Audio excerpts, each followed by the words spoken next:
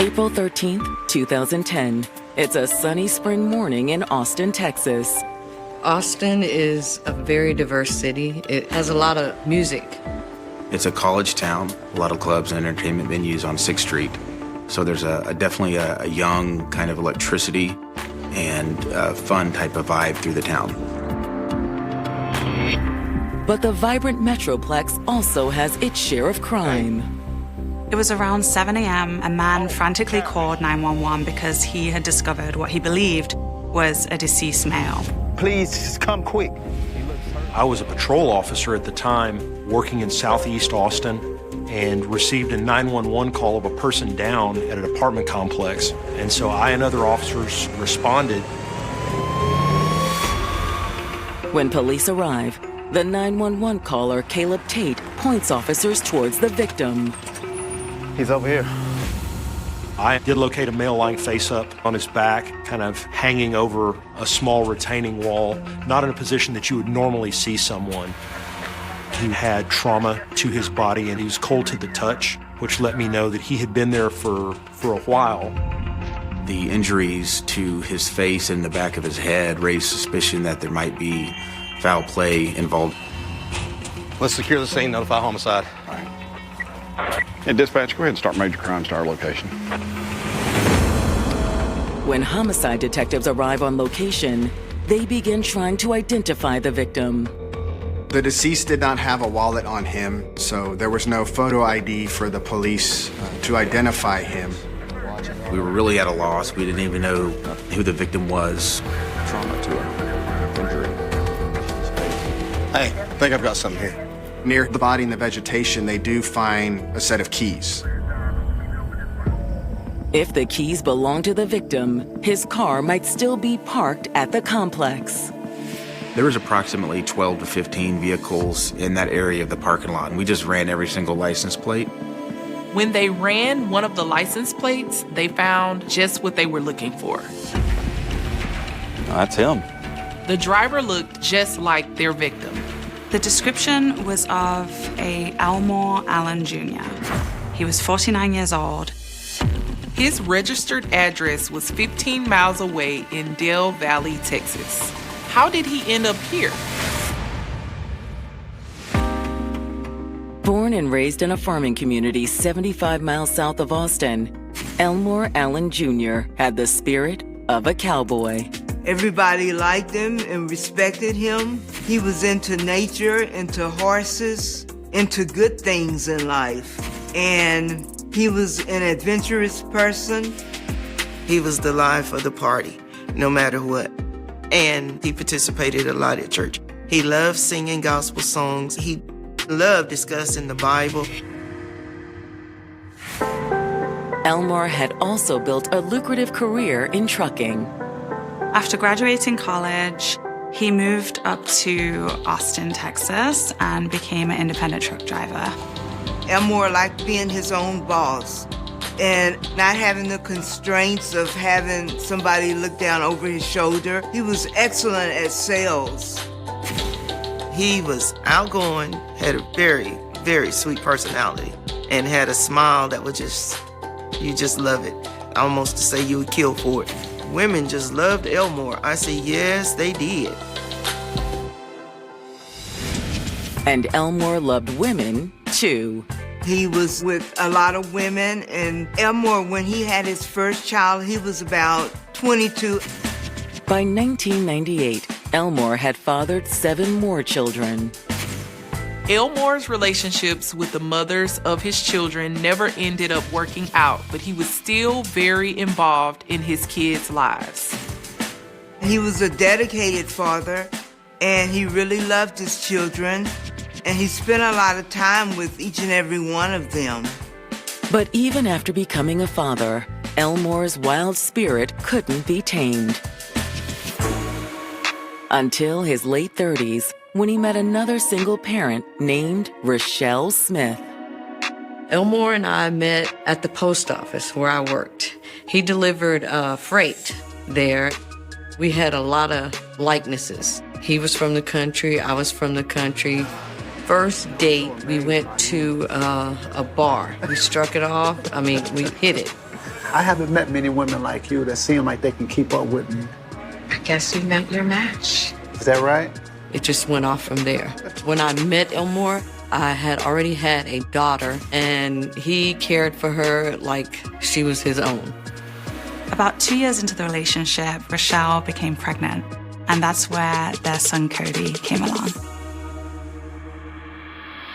Not long afterwards, the couple found their little slice of heaven. We bought 5 acres in Del Valle, Texas. He had every animal on the property that you could name. We both loved animals. There was no not giving an animal a home. If there's a stray, we pick it up, we take it home. He was very happy out there. I felt that Elmore was my soulmate. By 2010, the couple had been together for 11 years, and the spring of that year marked another special occasion in Elmore's life. We was planning his 50th birthday. We was gonna have like a trail ride birthday party for him. Elmore and I had been talking, and we was gonna get back together and talk about it again in a couple of days. However, Elmore would never get the chance to celebrate his golden birthday. On April 13th, 2010, Austin police have found him dead on the grounds of an apartment complex 15 miles from his country home. It was clear to them that whatever had killed him wasn't just a fall. The wound on the front of Mr. Allen's face was consistent with being hit with the butt of a gun. We were, in fact, investigating a deceased person, a murder investigation.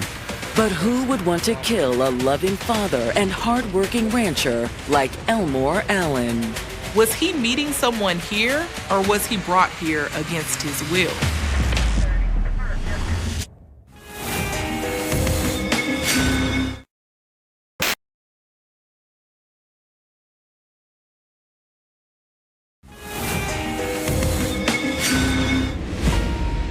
In the spring of 2010, Elmore Allen Jr. was getting ready to celebrate his 50th birthday. The beloved father of 8 had a devoted partner of 11 years, a successful career, and a farm of his own just outside Austin, Texas. Elmore and I, we had a great life together. It was awesome. But on the morning of April 13th, Elmore is lying dead at an apartment complex 15 miles north of his rural ranch. Detectives came to the conclusion that Elmore had been held at gunpoint, and that the wounds on his face may have been because he had been hit in the face with the end of the gun. Mr. Allen had sustained an injury underneath his left eye and had struck the back of his head on a landscaping retaining wall. It looked like he was murdered, and we felt like there was probably a robbery involved. His pockets had been pulled out. His cell phone was missing, his wallet was missing. As detectives survey the crime scene, they wonder, what was Elmore doing at this apartment complex half an hour away from his country home? Was he meeting someone here, or was he brought here against his will? Unfortunately, a search of his vehicle did not yield any useful evidence. When the detectives pulled Elmore's sleeve back, they noticed a wristband. We felt like that might indicate the location that he was at the previous night, just hours before he was found. This was a yellow wristband that looked similar to something you'd find after going to a concert or a nightclub. He's been somewhere. But the wristband will only get detectives so far. Even though we had the wristband without any sort of name on the wristband, there's really no place to start. There's hundreds of places in Austin that might issue that type of wristband. This was going to be like finding a needle in a haystack. Detectives hope the man who called 911, Caleb Tate, might have seen something else that could aid in their investigation. Tell us a little bit more about what you witnessed. Well, it started out just a typical day, you know. He was leaving for work in the morning, walked to his car and discovered the victim. Hey, man. You okay? At first, I thought he was just passed out. He thought the man might have been drunk, but it wasn't until he got closer that he realized this was much worse and ended up calling 911. Hello? Just please get here quick. Have you ever seen him around here before? Not that I can think of. Caleb tells the detectives that he has no idea who Mr. Allen is. He's never seen him before. He doesn't recognize him. Thanks, Caleb. Take care. Hitting a dead end with Caleb, detectives move on to speak with other residents of the apartment complex. The police canvassed the area, trying to find out if any neighbors had heard anything or seen anything. One resident mentioned that around 4 a.m. the night before, they had been awoken by what sounded like a man and a woman shouting and door slamming. It wasn't the first time they made a racket, so I didn't think too much about it. That same resident did comment to the police that he's heard disturbances coming from that very same apartment below him previously. The couple lived in Building 3, right next to where the decedent was found. Detectives immediately head downstairs to knock on the couple's door, but they're already on their way out. Hey, good morning. They were met by Lucas Castro and Monica Guzman. We're with the Austin Police Department. We don't have time for this right now. I'm sorry.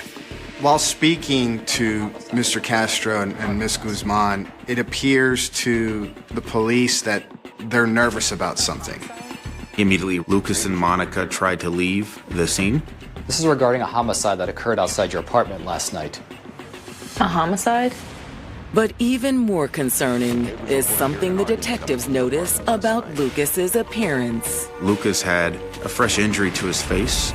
He appears to have blood on his shirt as well. This couple may know something that they're not saying.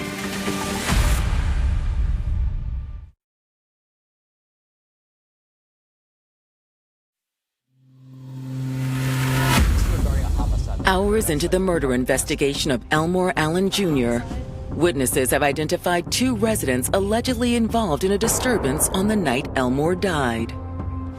Neighbors reported hearing an argument coming from your apartment. We found a body not far from this complex. Y'all know anything about that? No, sir. When they were asked about the scratch on Lucas's face, they both gave a very similar sounding answer. You just got into a little tiff last night, right, babe? Yeah, nothing serious. Lucas and Monica lived together. They were in a dating relationship, and they were in some sort of a fight that did turn physical. I work nights, and I didn't get home until 3 a.m. We started arguing, he said something, and I got mad. The couple admits their fight escalated. They were raising their voice and slamming doors.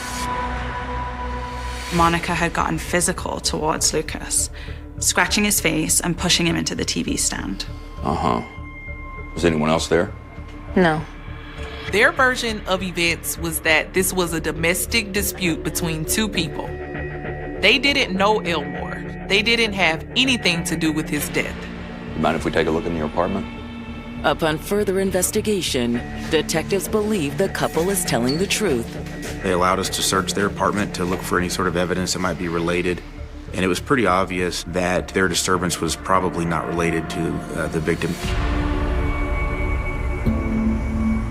With all leads at the apartment complex exhausted, detectives head to the address they found for Elmore. Myself and Detective Fugit drove to that residence to talk to next of kin, who was his common-law wife at the time. When they told me that they found Elmore dead, it was a shock, unbelievable. I didn't know what to say. What do you mean? How could this happen? The first thing that came to my mind was my son. How am I going to tell my son that his dad is not coming home tonight? So sorry, ma'am. We're going to do everything we can to find out who did this. When we talked to her, it was a hard conversation, obviously, because she had just been notified of his death. I remember asking, where was he at? And they told me they found him at these apartments. Did I have any knowledge of him knowing anyone that lived there? And I didn't. According to Rochelle, after 11 years together, she and Elmore hit a rough patch. He really loved women, and I knew it. He messed around or cheated. He had a lot of other women that I would find out about, and that was very hurtful. How long has this been going on?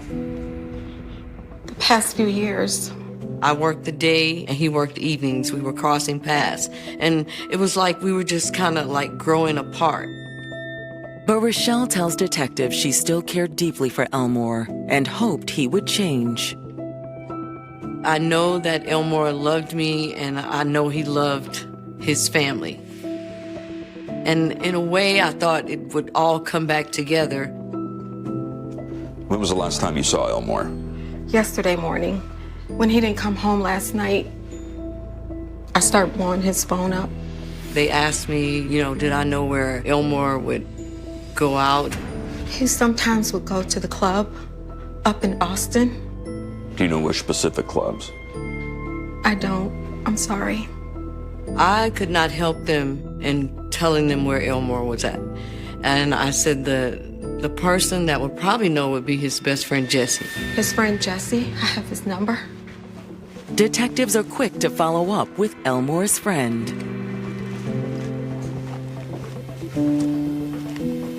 Hi, is this Jesse? Unfortunately, we had to break the news to him that his friend was deceased. He was not aware of exactly where Mr. Allen was the night before, but he told us that Mr. Allen would visit the various strip clubs in the East Austin area, and he named 2 different specific strip clubs that he would visit. And so we went to go look at those places. As detectives make the drive back up to Austin, news of Elmore's death spreads to the rest of his family. The sheriff came to me and said, "Miss Phillip, we found your brother this morning, and he is deceased." And I couldn't hardly believe that. I had to ask her again, "What did you say?" My sister Pam called me and she asked me, was I sitting down? And she said, "Elmore's dead." And I said, "What? What do you mean he's dead?" I was just talking to him. Back in Austin, detectives visit the first strip club on their list. The first club that the detectives visited, they were able to speak with the staff. However, they said they didn't remember anyone by Elmore's description being there that night.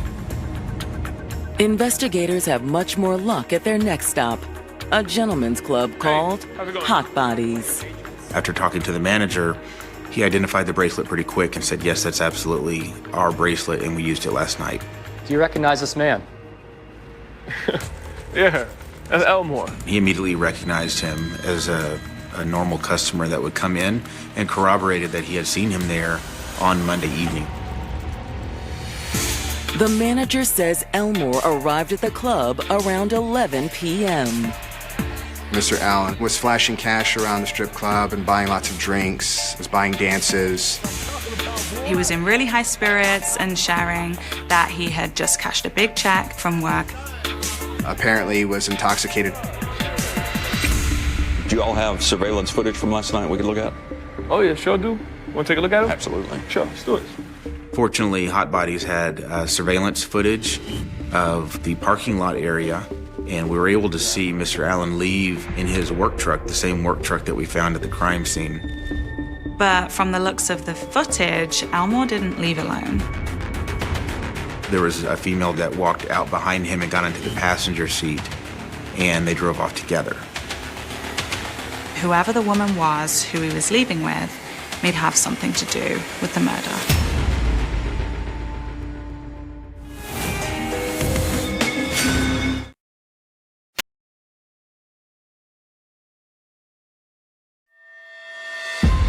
Detectives investigating the murder of Elmore Allen Jr.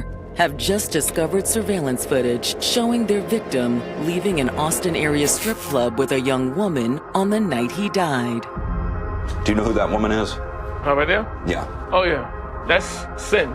The manager was able to look at this footage and immediately identify the dancer as stage name Sin. Her real name is Jessica. She's one of our most popular dancers. When they continued to look over the various footage from that evening, detectives also noticed some interesting footage from inside the club of the same dancer. On the CCTV footage, detectives witnessed the woman taking a phone call before leaving the club with Elmore and getting into his truck. Who was she calling? Look. After wrapping up their interview with the strip club manager, detectives run a background check on 20-year-old Jessica Krause Patterson, a.k.a. Sin. What was curious is we were able to see that just a few months before, she was involved in some sort of a disturbance and got a ride home from one of our victim services counselors. And the location that she told that counselor to take her home to was the exact same location where our crime scene was, where Mr. Allen was found. That's not the only shocking coincidence. The apartment that she went to was Caleb's apartment. That's where she was staying. Caleb Tate was the resident who called 911 and had given the tip about Elmore being found at the scene. Have you ever seen him around here before? Not that I can think of. So when we saw the connection to Caleb Tate, I think it's pretty obvious that we needed to have a follow-up conversation with him. Thanks for coming in, Caleb. Of course. We wanted to talk to you about Jessica Krause Patterson. Caleb admits, yeah, he does know Jessica. He was actually a former boyfriend as well as a former roommate. We know Jessica was with the man who was killed outside your apartment the other night. What? Do you want to tell us anything about that? Detectives feel like there's no way that this is just a coincidence. But Caleb insists that it is. I don't know anything about that, I swear. When Caleb realized that he could potentially be involved, as a suspect in a murder investigation, he was pretty cooperative with us. He told us Jessica did live with him a few months prior. So she's not staying with you anymore? No. She's kicking it with another guy now, JT Banks. One of the things that he told us is that he had overheard a conversation between Jessica and her boyfriend JT where they planned on robbing somebody. And so this is an obvious red flag to detectives.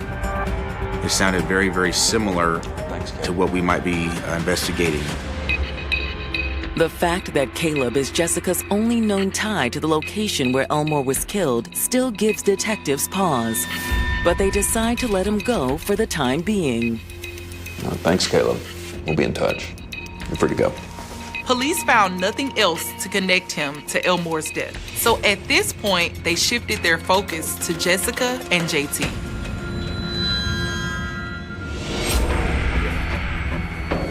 So we did bring Jessica to the police department consensually, and JT was with her when we found her, and he came along. So we split up. I interviewed Jessica, and Detective Fugit interviewed JT. Jessica tells Detective Greenwald she hasn't been working at Hot Body Strip Club for long. I'm just starting. I got out of school for a little bit and thought that I was going to get rich, dancing or something. But Detective Greenwald keeps the small talk short. Okay. Do you know why you're here? No. You have no idea? No. If you had to guess, what would you think? Here's the thing is, I'm investigating a pretty serious incident, okay? We're investigating the death that occurred on Bluff Springs a couple nights ago. Okay. This is your opportunity to tell me everything that happened, to be cooperative with this investigation. The first time that we interviewed Jessica, she did explain to us that when Hot Bodies closed that night, she got a ride from one of her customers, and she described Mr. Elmore Allen perfectly, described his truck, and said that she got into the passenger side of the truck so that he could give her a ride home.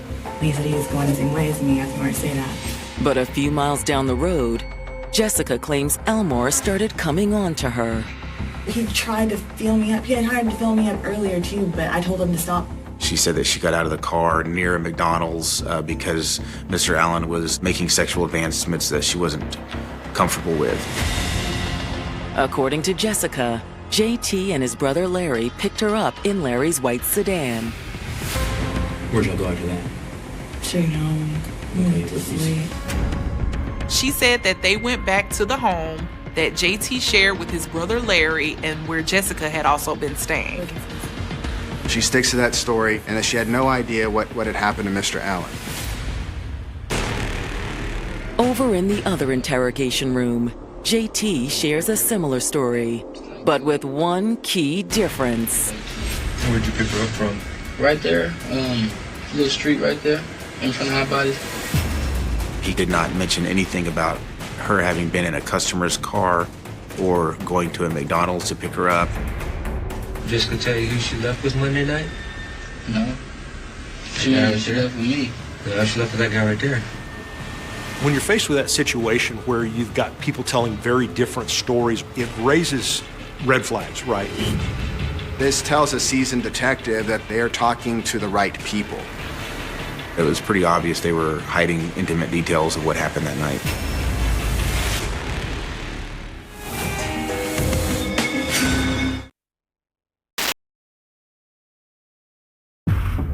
In April of 2010, Austin police are interviewing 20-year-old Jessica Krause Patterson and her 23-year-old boyfriend, JT Banks, about the night Elmore Allen Jr. was killed in a suspected robbery.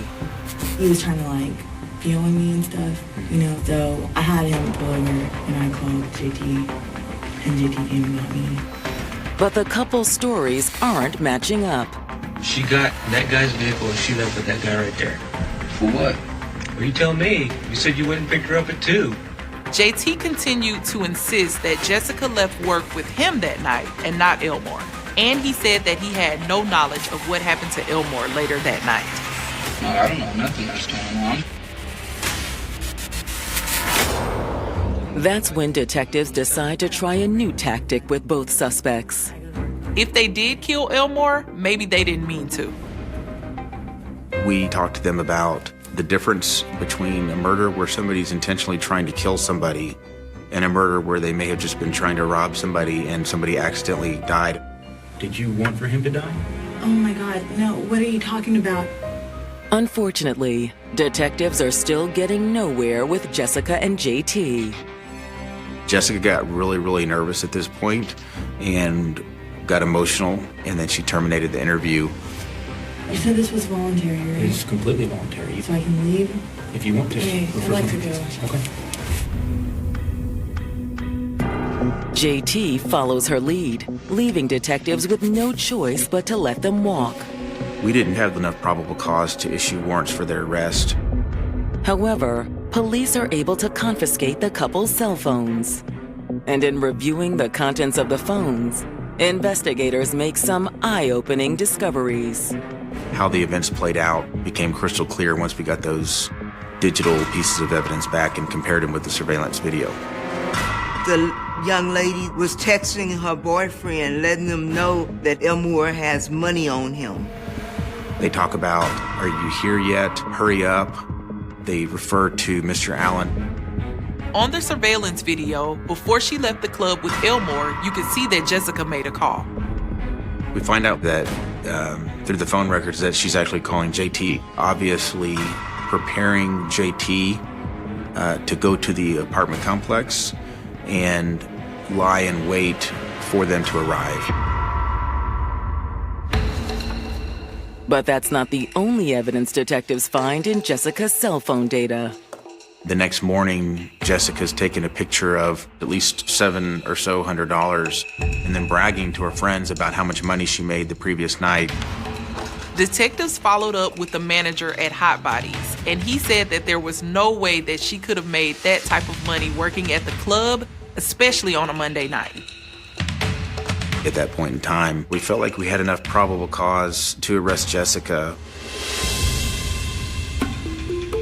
On April 30th, detectives take Jessica back into custody and confront her with everything they've learned. We got the phone records back. It's all fitting together like a nice, neat puzzle. But even in the face of the evidence, Jessica continues to deny and deflect. Whose idea was it? There was no idea. I didn't do anything. Okay. Well, who did? If it wasn't Nobody did. She basically reiterated the first story that she told us. I just need someone to blame. I work hard for my money. I dance. I work my ass off when I work. She denied having arrived there. She denied having been there that night and claimed that they didn't rob anybody. You have to tell me how it really went down. Are you willing to tell me? Unfortunately for detectives, Jessica completely shuts down. We were really unable to get any additional information from her. But before circling back around to JT, detectives turn their attention to his younger brother, Larry.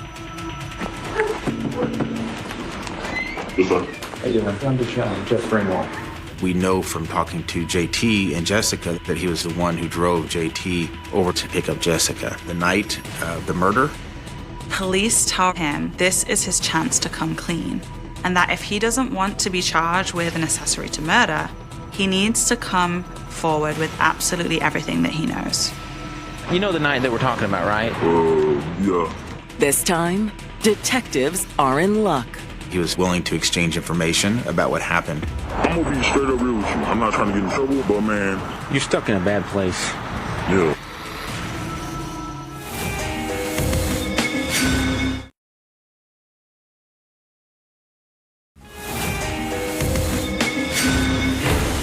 Texas detectives investigating the tragic death of 49-year-old Elmore Allen Jr. believe local dancer Jessica Krause Patterson and her boyfriend JT Banks are behind the crime. Police had surveillance footage and phone records from that night to support their theory. And now they're gathering an eyewitness account from JT's brother, Larry. I'm gonna be straight up real with you. I'm not trying to get in trouble, but man, You're stuck in a bad place.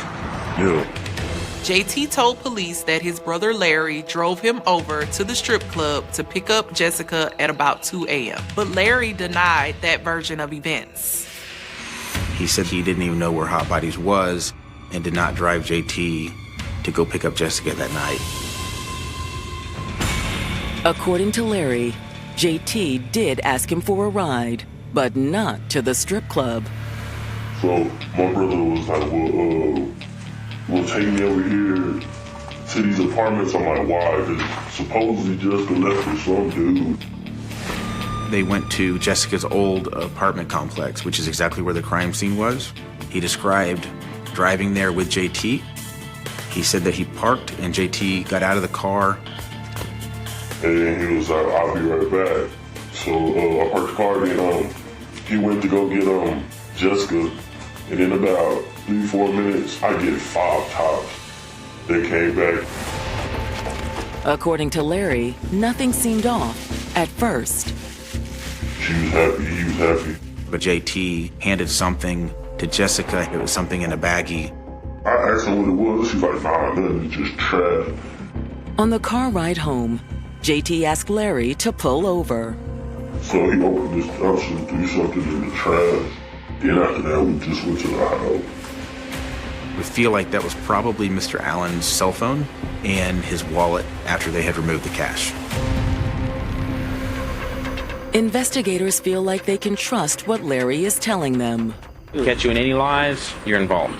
You understand? Being honest with you. We really didn't feel like he was a planner or profited from this particular robbery and murder, and we felt like he was being used by JT in the whole situation as just somebody to give them a ride. After speaking with Larry, police charged JT Banks and Jessica Krause Patterson with first-degree felony murder. We feel like they knowingly and intentionally committed a violent crime in that they robbed Elmore Allen, they struck him in the face, and because of their actions during that felony, he died. On June 7th, 2011, a little more than a year after Elmore's death, the defendant's trial gets underway. Jessica and JT are actually tried together. Prosecutors argue that Jessica set her eyes on Elmore as a target the moment he walked into the club. Elmore was intoxicated and was flashing his cash. He had got paid shortly before that, and he had a lot of money on him. That money obviously drew the attention of Mrs. Krause Patterson. Do you think you could give me a ride home? Yeah. Let's get out of here. Okay, let me go get changed. You do that. This whole thing was a setup. Prosecutors believe that Jessica led Elmore to drive to the apartment complex and that secretly she was coordinating with JT to rob him. And when they got to the complex, JT stepped forward with a gun.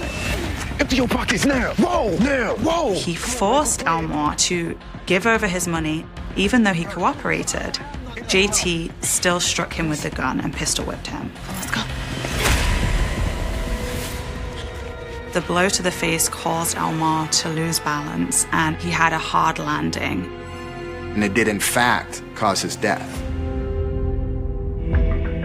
In a shocking move, JT and Jessica's attorneys admit that they killed Elmore, but they claim the couple acted in self-defense. The defense raised the question of a potential sexual assault that was happening, and that maybe JT, came to her aid and rescue, but it really didn't explain the text messages where they planned and coordinated the joint arrival at the apartment complex. I think it just confused the jury. The defense attorneys did a pretty good job of breaking down the character of my brother, Elmore, because of his lifestyle, with a lot of women. I was disappointed. The defense team's efforts are enough to thwart the prosecution's case. Ultimately, the jury in that case just couldn't reach a verdict, and they hung, and a mistrial was declared. The disappointment was there when they was not convicted. Immediately, we wanted to do a retrial. I was just totally distraught. I couldn't believe it. I thought we had it in the bag. Prosecutors remain determined to achieve justice for Elmore and his family. So to bolster their case against JT, they decide to make Jessica an offer. In exchange for her testimony and filling in the gaps about everything that happened, she would receive a 5-year sentence in prison for her involvement. Now, Jessica decides her freedom is more important than her relationship with her boyfriend. She took the deal and agreed to testify against JT.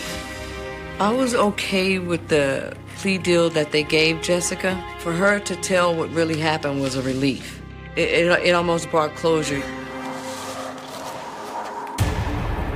When JT's retrial begins, Jessica is the prosecution's star witness. She acknowledged it. She acknowledged what she had did. Jessica finally admitted, yes, we lured Elmore to those apartments, yes, we robbed him, and yes, we killed him. Thanks to Jessica's testimony, the prosecution finally gets a win in their case against JT. This method proved to be successful for the prosecution. And this go around, they were able to get a guilty verdict for JT and a sentence of 23 years. I was very happy with that, and my family was happy with that. During the impact statement, the attorney might have said something at the point that JT did feel bad about what he said, but I was able to give my part of the impact statement, and I let him know that, hey, you didn't only take my brother, but you took a father, a grandfather, and I told him, I says, we forgive you because we come from a Christian family, but I don't think you've seen the wrath of God yet. While Elmore's family has found it in their hearts to forgive, they'll never forget the man that brought so much joy to their lives. There's not a day that we don't think about him and miss him. My baby brother, Elmore Allen Jr., Nuki Boy, was a wonderful man. My happiest times were with Elmore and the things that we did. He did leave good memories. There are some murders that are solved in days. Others take weeks, months, perhaps a few difficult years before the truth finally emerges. Witnesses remember faces. Detectives connect forgotten details. A confession is made. Justice, although often imperfect, eventually catches up. And then there are the cases that seem to disappear into time itself. The kind that quietly gathered dust inside cardboard archive boxes stacked in dim evidence rooms. The kind whose victims become little more than names typed on yellowing reports. The kind that slowly transform from active investigations into whispered stories among detectives nearing retirement. For 43 years, the murder of 15-year-old Marissa Harvey belonged to that second category. A teenager arrived in California expecting nothing more than an Easter vacation with her older sister. She never went home. For decades, investigators had almost everything except the one thing they desperately needed. They had photographs. They had witness statements. They had clothing carefully sealed inside evidence bags. They had fingerprints. They even possessed biological evidence left behind by the killer himself, a silent witness waiting for science to catch up. Yet every promising lead faded into another disappointment. Every suspect was eliminated. Every theory eventually collapsed under scrutiny. As years became decades, detectives retired. New investigators inherited the file without ever meeting the people who had first walked the crime scene. Children who had not even been born when Marissa died eventually became police officers themselves. Meanwhile, somewhere in America, the man responsible continued living an ordinary life. He woke up each morning. He went to work. He celebrated birthdays. He paid bills. He laughed with friends. He grew older. The world changed around him. The Cold War ended. The Berlin Wall fell. The internet transformed modern life. Smartphones appeared in nearly every pocket. Entire generations were born knowing nothing about the frightened 15-year-old girl whose life had ended beneath a cluster of coastal shrubs overlooking the Pacific Ocean. But the evidence never forgot. Inside climate-controlled storage rooms, tiny biological traces remained frozen in time. Invisible. Patient. Waiting. Perhaps the killer believed time had become his greatest accomplice. After all, witnesses die. Memories fade. Physical evidence deteriorates. Investigators move on. Families grow exhausted. Cold cases become statistics. For decades, that assumption appeared to be correct. Until science began asking questions that detectives in 1978 could never have imagined. Not. Whose fingerprints are these? Not. Has this suspect confessed? Instead, investigators asked something almost impossible.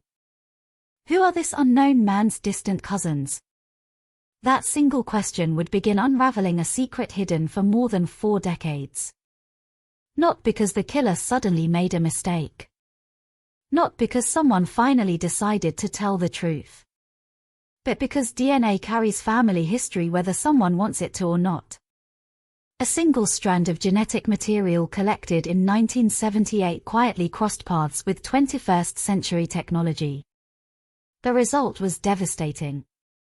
One family finally discovered the answer they had spent nearly half a century searching for. Another family learned that someone they had known for decades was accused of committing an unimaginable crime before many of them had even been born. The arrest itself lasted only moments.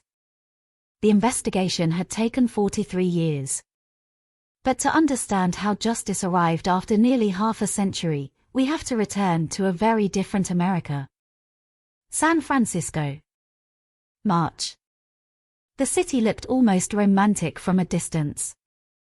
Morning fog drifted through the Golden Gate. Cable cars climbed impossible hills. Tourists carried cameras loaded with film instead of memory cards. The Pacific Ocean crashed endlessly against weathered cliffs, sounding exactly as it had for centuries. Spring was beginning to arrive. Trees were waking after winter. Flowers slowly colored neighborhood gardens. Families prepared for Easter gatherings. Children anticipated school holidays. Nothing about those quiet days suggested they would soon become part of one of California's longest-running unsolved murder investigations. Thousands of miles away, in Queens, New York, 15-year-old Marissa Harvey was looking forward to something wonderfully ordinary. A trip. Not an adventure destined for headlines. Not the final chapter of her life. Simply a vacation. She was visiting her older sister in California during Easter break. For a teenager, there was excitement in crossing the country. Everything felt different. The weather. The streets. The ocean. The enormous parks. The hills that seemed impossible compared to the neighborhoods she knew back home. Like countless teenagers before her, she likely imagined photographs, laughter, stories she would later tell classmates after returning to school. Instead, her name would eventually become known to homicide detectives, forensic scientists, prosecutors, journalists, and cold case investigators across the United States. Yet none of that existed on the day she arrived. She was simply Marissa. A daughter. A younger sister. A 15-year-old standing at the beginning of a life filled with possibilities she would never have the chance to explore. Sometimes the cruelest tragedies begin without warning. No mysterious phone calls. No obvious stalker. No dramatic confrontation. Just ordinary decisions made on ordinary afternoons. On March 27, 1978, Marissa planned to spend time near Golden Gate Park. Horseback riding. Fresh air. Freedom. The kind of afternoon that parents approve without hesitation because nothing about it appears dangerous. The California sun filtered through trees as visitors wandered sidewalks. Couples enjoyed the spring weather. Children played. Joggers passed strangers without exchanging more than polite smiles. Life unfolded exactly as it always had. Somewhere among those countless strangers was a man who saw opportunity where everyone else saw another ordinary afternoon. Predators often depend upon normality. Crowded places. Routine activities. Moments when nobody expects violence. They blend effortlessly into everyday life because they look exactly like everyone else. The terrifying truth is that monsters rarely announce themselves. They stand in line. They smile politely. They hold doors open. Then, when circumstances align, another side appears. What happened after Marissa disappeared remains known only through physical evidence, forensic reconstruction, and the conclusions reached decades later. No surviving witness can describe her final conversation. No recording captures her voice. No camera documented her last moments. Instead, investigators pieced together fragments left behind by violence itself. Each injury. Each fiber. Each biological trace. Each tiny detail silently preserved despite 43 passing years. When Marissa failed to return that evening, concerns spread quickly through her family. Vacations operate on trust. Teenagers explore. Schedules shift. Perhaps she was delayed. Perhaps transportation became difficult. Perhaps she met new friends. Those explanations seem reasonable, for a while. But daylight slowly disappeared. Streetlights flickered to life. The comforting possibilities became frightening questions. Where was she? Why hadn't anyone heard from her? Why wasn't she home? Every family that has experienced a missing loved one understands the unbearable progression. Optimism. Confusion. Concern. Fear. Then something much darker. The realization that every passing minute reduces the number of innocent explanations still available. Phone calls begin. Neighbors are contacted. Friends are asked if they know anything. Police reports are filed. Hope and panic begin competing against one another. No family ever expects that the worst possibility will become reality. The following evening, nearly 24 hours after Marissa vanished, strangers walking near Sutro Heights Park noticed something unusual beneath coastal vegetation overlooking the Pacific shoreline. At first glance, it may have seemed like discarded clothing. Perhaps someone sleeping. Perhaps nothing requiring immediate attention. Then they looked closer. The peaceful landscape instantly transformed into a homicide scene. The ocean continued crashing against the rocks below. Seagulls continued circling overhead. Traffic continued moving through San Francisco. Nature remained completely indifferent. But for one family, time had stopped forever. Investigators soon confirmed every parent's greatest nightmare. The 15-year-old visiting California for Easter would never return home. She had been sexually assaulted. She had been strangled. The brutality of the crime stood in heartbreaking contrast to the innocence of its victim. Questions arrived faster than answers. Who had seen her last? Why had she been targeted? Was this random? Was the killer local? Had he committed similar crimes before? Would he strike again? Detectives immediately understood they faced more than a murder investigation. They were hunting someone capable of extraordinary violence against a child. What they could not possibly know was that this investigation would outlive careers, technologies, and generations. Nor could they imagine that the person responsible would not be identified through eyewitnesses, fingerprints, confessions, or traditional detective work. Instead, 43 years later, science itself would become the final witness. And a killer who believed he had escaped into history would discover a simple truth that no one in 1978 could have predicted. Time does not always bury the truth. Sometimes it preserves it. In the spring of 1978, San Francisco was a city that seemed to exist between two different worlds. It carried the fading spirit of the previous decade while quietly stepping into a future that nobody could yet imagine. The echoes of the summer of love still lingered in neighborhoods like Haight-Ashbury, where brightly painted Victorian houses overlooked streets filled with artists, musicians, students, and dreamers. The city's reputation as a place of freedom drew people from every corner of the country. Some came searching for opportunity. Others came looking for reinvention. Many simply wanted to disappear into a city where no one asked too many questions. Visitors saw postcard images. The Golden Gate Bridge disappearing into morning fog. Cable cars climbing impossible hills. The sparkling blue water surrounding the peninsula. The smell of salt carried inland by cool Pacific winds. Street performers entertaining crowds at Fisherman's Wharf. Children chasing pigeons across Union Square. Everything about San Francisco invited photographs. But every beautiful city has another face. As daylight faded, neighborhoods changed character. Quiet parks emptied. Narrow roads winding along the western shoreline became isolated.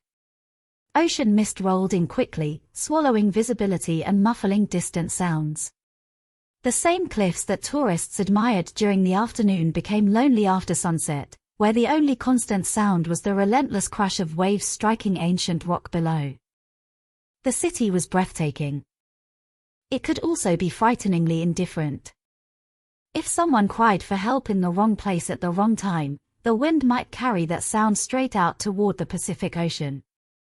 March had arrived with cool mornings and comfortable afternoons. Easter was only days away. Schools across the country prepared for spring break, and airports welcomed families traveling to visit relatives. Children counted the days until vacations began. Parents planned gatherings that centered around church services, shared meals, and the comforting rhythm of tradition. For 15-year-old Marissa Harvey, Easter that year meant something even more exciting. She was flying across America. Home was in Queens, New York, where life moved to an entirely different rhythm. Queens was dense, energetic, and familiar. Streets were busy. Subway trains rattled beneath neighborhoods. Seasons felt more dramatic. Winters lingered longer, and spring arrived cautiously. California represented something exotic. Palm trees. The Pacific Ocean. Rolling hills. Horseback riding. Everything seemed larger than life through the eyes of a teenager. Marissa had come west to spend the holiday with her older sister, who was living in the San Francisco area. Like countless younger siblings visiting older brothers or sisters who had moved away, she was stepping briefly into another person's life, eager to experience somewhere new before returning home with stories to tell. No one packing her suitcase could have imagined that the clothes carefully folded inside would eventually become evidence. No one standing beside her at the airport could have imagined they were saying goodbye forever. She was simply taking a vacation. That ordinary fact makes what followed even more heartbreaking. The people who knew Marissa remembered a teenager whose life was still unfolding. 15 years old is an age filled with contradictions. Old enough to crave independence, yet still deeply connected to family. Confident one moment, uncertain the next. Dreaming constantly about adulthood while still carrying traces of childhood innocence. Life at 15 is measured differently. A school semester feels endless. Summer seems permanent. The future stretches infinitely ahead. Very few teenagers spend much time thinking about mortality. Why would they? Life appears limitless. Every disappointment feels temporary because tomorrow always promises another chance. For Marissa, this trip was supposed to become one more happy memory added to countless others. Perhaps she imagined telling classmates about California's weather. Perhaps she wanted photographs near the Golden Gate Bridge. Perhaps she looked forward to seeing the ocean stretching endlessly toward the horizon. These small expectations belong to almost every teenager who visits somewhere new. They are beautifully ordinary. Ordinary plans have a way of making extraordinary tragedies feel even more devastating. Meanwhile, somewhere within the same city, another life followed an entirely different path. Years later, investigators would identify the man they believed crossed paths with Marissa that afternoon. In March 1978, however, he was just another face in Northern California. Someone walking city streets unnoticed. Someone blending effortlessly into crowds. Someone carrying secrets invisible to everyone around him. One of the most disturbing realities in criminal investigations is how frequently violent offenders appear completely unremarkable before they are identified. Neighbors wave. Cashiers exchange polite greetings. Co-workers share lunch breaks. Nothing outwardly announces the darkness hidden beneath routine behavior. Evil rarely arrives wearing a mask. It often wears ordinary clothes. That truth haunted investigators throughout the Harvey investigation. The killer had not emerged from shadows like a fictional villain. He had existed somewhere among thousands of ordinary people going about ordinary lives. Perhaps someone smiled at him that morning. Perhaps someone held a door open for him. Perhaps he exchanged casual conversation with a stranger who would never know what he was capable of. The contrast is almost impossible to comprehend. One person began the day anticipating vacation memories. Another carried intentions that would destroy multiple families for generations. Golden Gate Park itself seemed an unlikely place for violence. Stretching more than 1,000 acres across western San Francisco, the park offered an escape from the city's steep streets and crowded neighborhoods. Wide paths curved beneath towering eucalyptus trees. Lakes reflected changing skies. Gardens bloomed quietly as spring approached. Horse stables welcomed riders looking for peaceful afternoons away from traffic and noise. Visitors often described the park as calming. It felt expansive. Open. Safe. Parents brought children. Joggers exercised alone. Cyclists passed couples strolling hand in hand. Artists searched for inspiration beneath giant trees planted decades earlier. Few places better represented the peaceful image that San Francisco projected to the world. Yet experienced detectives understand something uncomfortable. Parks attract everyone. Families. tourists, athletes, dog walkers, photographers, and occasionally, predators. Large public spaces create anonymity. Thousands of strangers pass one another without exchanging names. A single unfamiliar face rarely attracts attention.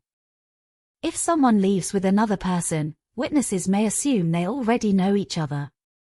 It is the perfect environment for chance encounters. Some become friendships. Others become nightmares. Exactly what happened after Marissa's afternoon near the park remains known only through forensic reconstruction. There were no surveillance cameras watching every entrance. No smartphones recording daily activities. No GPS tracking movements. The world of 1978 offered far fewer digital footprints than modern investigators rely upon today. When someone disappeared, detectives depended almost entirely upon eyewitness memory. Human memory is powerful. It is also imperfect. People remember colors incorrectly. Times become confused. Faces blur together after days pass. Small details disappear completely. Investigators knew this. Every interview became an attempt to preserve memories before they dissolved forever.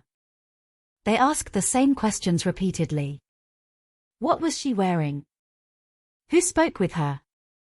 Did anyone notice a suspicious vehicle? Did someone seem out of place? Sometimes these questions unlock investigations. Sometimes they lead nowhere. Marissa's case became one of those painful investigations where answers always seemed just beyond reach. As evening settled across San Francisco on March 27, the city continued moving through its routine. Restaurants welcomed dinner crowds. Movies began showing. Families gathered around television sets. Young people met friends. Traffic flowed through intersections beneath glowing streetlights. For almost everyone, it was another ordinary Monday. For one family, however, ordinary life had quietly begun falling apart. Hours passed. Marissa did not return. At first, concern remained manageable. Teenagers lose track of time. Transportation problems happen. Plans change unexpectedly. Perhaps she simply stayed longer than expected. Perhaps there had been a misunderstanding. Families naturally reach for reassuring explanations before accepting frightening possibilities.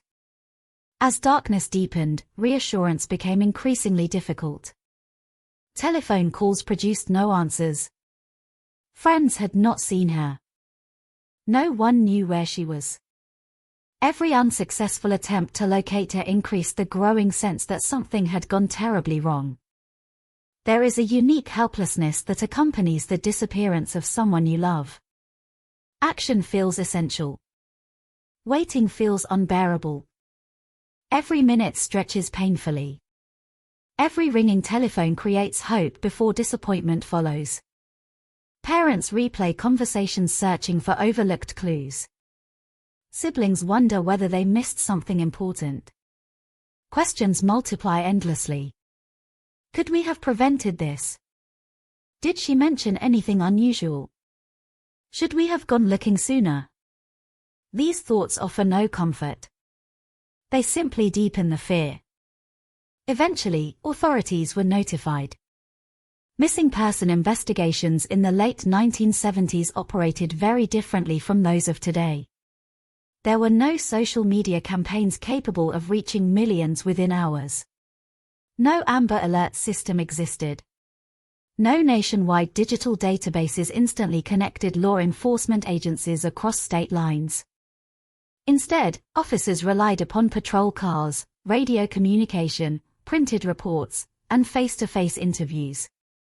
Every investigation began slowly. Detectives had no way of knowing that every hour mattered. As police began gathering information, somewhere else in the city the truth already waited silently beneath coastal vegetation near Sutro Heights Park. Hidden from passing traffic. Hidden from grieving family members desperately searching. Hidden from investigators still hoping they were dealing with a missing teenager rather than a homicide. Nature possesses an unsettling ability to continue unchanged despite unimaginable human tragedy. The Pacific continued sending wave after wave against the cliffs.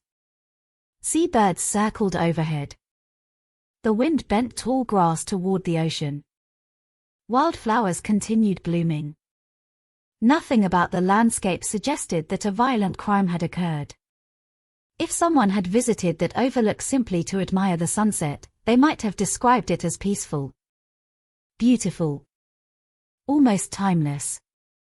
Yet only a short distance away rested evidence of unimaginable cruelty.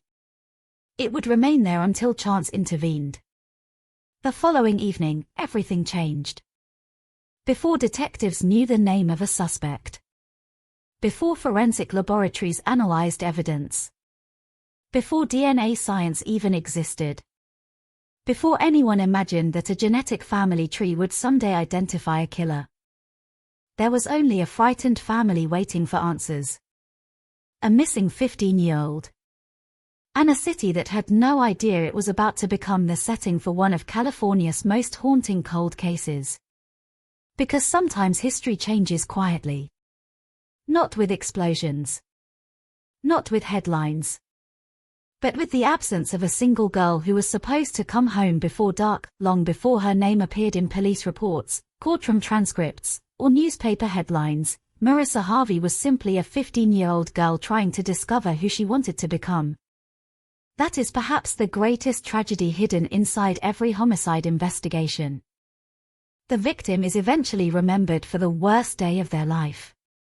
Their dreams become footnotes. Their laughter fades behind forensic evidence. Their personality is reduced to descriptions like, female, age 15. The investigation becomes famous. The person slowly disappears. But Marissa was never supposed to be remembered as a cold case. She was supposed to grow older. She was supposed to argue with her parents over curfews, graduate from high school, complain about exams, celebrate birthdays, fall in love, make mistakes, discover new passions, and slowly build a life that belonged entirely to her. Instead, history stopped remembering her future and began remembering her death. To understand why this case mattered so deeply to the detectives who refused to let it disappear, it is important to understand who Marissa was before violence entered her story. She grew up in Queens, New York, during a decade when neighborhoods still felt closely connected. Children spent afternoons outside until the streetlights came on. Neighbors recognized one another. Parents expected their children to be home for dinner, but they also trusted them with a degree of independence that feels almost unimaginable today. Life moved differently. There were no text messages to check in every hour. No smartphones revealing someone's exact location. No social media documenting every afternoon. If teenagers were late, families waited. Sometimes they worried. Usually, everything turned out fine. That expectation of normalcy shaped the world Marissa knew. She was part of a family that cared deeply for one another. Like many younger sisters, she looked up to the adults in her life while also beginning to imagine a future where she would make her own decisions. At 15, the line between childhood and adulthood feels blurred. Some mornings you still feel like a child. Other days you are convinced you understand the world better than anyone around you. Marissa was living in that uncertain, beautiful space between innocence and independence. She was curious. She was energetic. She had reached the age where ordinary experiences suddenly felt extraordinary. A trip across the country was no longer simply a family visit. It was an adventure. California represented something almost mythical to teenagers growing up on the East Coast during the 1970s. Movies and television painted it as a place of endless sunshine, beaches, freedom, and possibility. The very name, San Francisco, carried a sense of excitement. It sounded different. It felt distant. It promised new experiences. When the opportunity came to spend Easter vacation with her older sister in California, it must have seemed like the perfect escape from routine. School would pause for spring break. Homework could wait. The familiar streets of Queens would be replaced by hills overlooking the Pacific Ocean. Every vacation carries a quiet optimism. Suitcases are packed with more clothing than necessary. Families remind one another not to forget cameras. Parents repeat practical advice. Call if your plans change. Stay together. Be careful. Have fun. These conversations happen millions of times every year. Almost all of them end happily. No parent preparing their child for vacation imagines those ordinary words becoming their final goodbye. When Marissa boarded her flight to California, she was not leaving home forever. She expected to come back. There were undoubtedly friends waiting to hear about her trip. Teachers expecting her return after Easter. A bedroom filled with belongings exactly where she had left them. Her future still appeared wonderfully uncomplicated. The Harvey family could not have known that every ordinary object she left behind would soon become painfully significant. A favorite sweater hanging inside a closet. Books resting on a bedside table. Photographs tucked into drawers. Small possessions that suddenly transformed into reminders of someone who would never come home. Grief has a way of changing the meaning of ordinary things. A hairbrush becomes precious. An unfinished school assignment becomes heartbreaking. A jacket still carrying someone's scent becomes impossible to throw away. These are the quiet realities families face long after newspaper headlines disappear. During her visit, Marissa stayed with her older sister, enjoying a different rhythm of life than the one she knew in New York. California's climate felt softer. The air carried the smell of the ocean. Morning fog drifted through neighborhoods before giving way to afternoon sunshine. Everything seemed designed for exploration. Visitors naturally wanted to spend as much time outdoors as possible. One of the activities planned during her vacation was horseback riding near Golden Gate Park.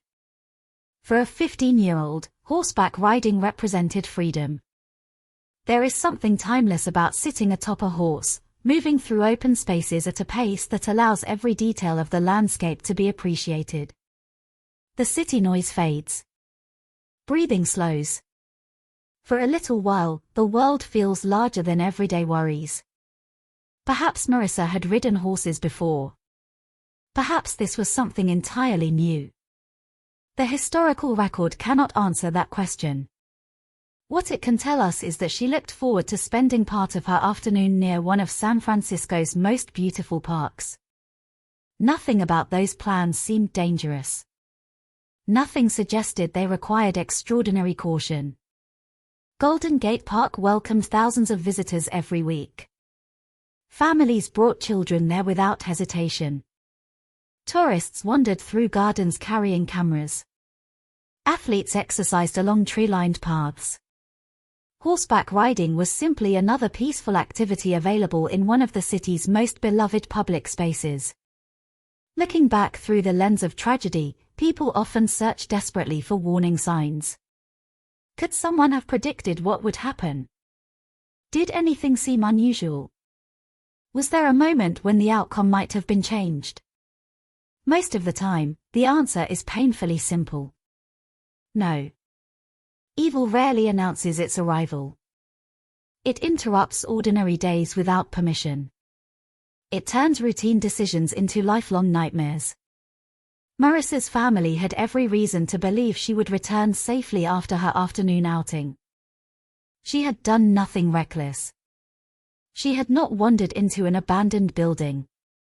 She had not knowingly placed herself in danger. She was participating in an ordinary vacation activity in one of America's best-known cities.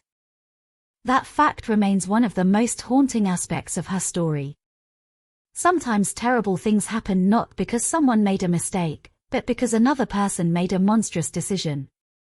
As the afternoon unfolded on March 27, 1978, Marissa became one face among thousands moving through San Francisco. She probably noticed details that visitors often remember. The cool breeze coming from the Pacific. The towering eucalyptus trees. The steep streets unlike anything back home. The sound of birds echoing across open fields. Perhaps she thought about buying souvenirs before returning to New York. Perhaps she imagined telling classmates about California. Perhaps she simply enjoyed the rare feeling of having nowhere urgent to be. 15-year-olds live comfortably inside the present moment. They rarely imagine how quickly life can change. Meanwhile, somewhere nearby, another person was making choices that would permanently alter history. Investigators would eventually conclude that Marissa encountered the man responsible sometime after she was last seen. Exactly how they met remains unknown. Did he approach her pretending to be friendly? Did he offer assistance? Did he create a believable story? Or was the attack sudden and violent from the very beginning? The evidence cannot answer every question. Some truths disappeared forever with the passage of time. That uncertainty haunted investigators for decades. Because they could reconstruct what happened after the assault. They could analyze injuries. They could collect physical evidence. They could eventually identify DNA. But they could never fully restore Marissa's final hours. Those moments belonged only to her. And to the man who stole them. For her family, the hours following her disappearance became an emotional nightmare. At first, they waited. Teenagers sometimes lose track of time. Perhaps she missed a bus. Perhaps she stayed longer than expected. Perhaps there had been a simple misunderstanding about when she would return. Hope is stubborn. Families naturally invent harmless explanations because accepting the alternative feels impossible. As afternoon turned into evening, those comforting explanations became harder to believe. The sun disappeared beyond the Pacific horizon. Temperatures dropped. Streetlights illuminated neighborhoods throughout San Francisco. Restaurants filled with dinner crowds. Families gathered around tables. Inside one household, however, dinner was interrupted by growing anxiety. Where was Marissa? Every unanswered question made the silence heavier. Every passing minute carried a new fear. Eventually, worry overcame optimism. The decision was made to contact authorities. It is impossible to describe the emotional weight of making that phone call. Because once someone reports a loved one missing, life quietly divides into two chapters. Before and after. Before the call, hope still feels relatively uncomplicated. Afterward, every possibility becomes frightening. Police officers began gathering information. What was she wearing? Where had she been going? When was she last seen? Did she know anyone in the area? Did she have reason to run away? These questions are routine for investigators. For families, answering them feels surreal. Hours earlier, life had been ordinary. Now every memory suddenly seemed important. The Harvey family could not know that, even then, detectives were already racing against time. Not because they understood exactly what had happened, but because every missing child investigation carries urgency. The first hours matter. Witnesses remember more. Evidence remains fresh. Opportunities still exist. Unfortunately, some crimes move faster than investigations ever can. Long before officers began searching, Marissa's fate had already been decided. Yet no one searching for her wanted to believe that. Her sister almost certainly hoped she would appear around the next corner. Perhaps embarrassed. Perhaps apologizing for losing track of time. Perhaps completely unaware of the panic her absence had created. Families cling to these possibilities because the human mind instinctively rejects unbearable truths. No one wants to imagine that the smiling teenager they hugged earlier that day has already become the victim of unimaginable violence. The next evening, those hopes ended forever. When Marissa's body was discovered near Sutro Heights Park, every dream she had carried into California disappeared with her. She would never return to Queens. Never finish growing up. Never tell stories about her vacation. Never become the woman she was meant to be. Instead, she became something no 15-year-old should ever become. The center of a murder investigation. But even as detectives began documenting evidence, photographing the scene, and collecting every fragment that might identify the killer, another promise quietly began taking shape. Marissa could no longer speak for herself. From that moment forward, the evidence would speak for her. It would take 43 years before the world finally learned to understand what that evidence had been trying to say all along. March the 27th, 1978, began like the kind of day people rarely remember. The sky above San Francisco carried its familiar mix of pale blue and drifting coastal clouds. A cool breeze rolled inland from the Pacific, soft enough to make people pull their jackets a little tighter during the morning, but pleasant enough to promise a comfortable afternoon. Spring had begun to leave its mark across the city.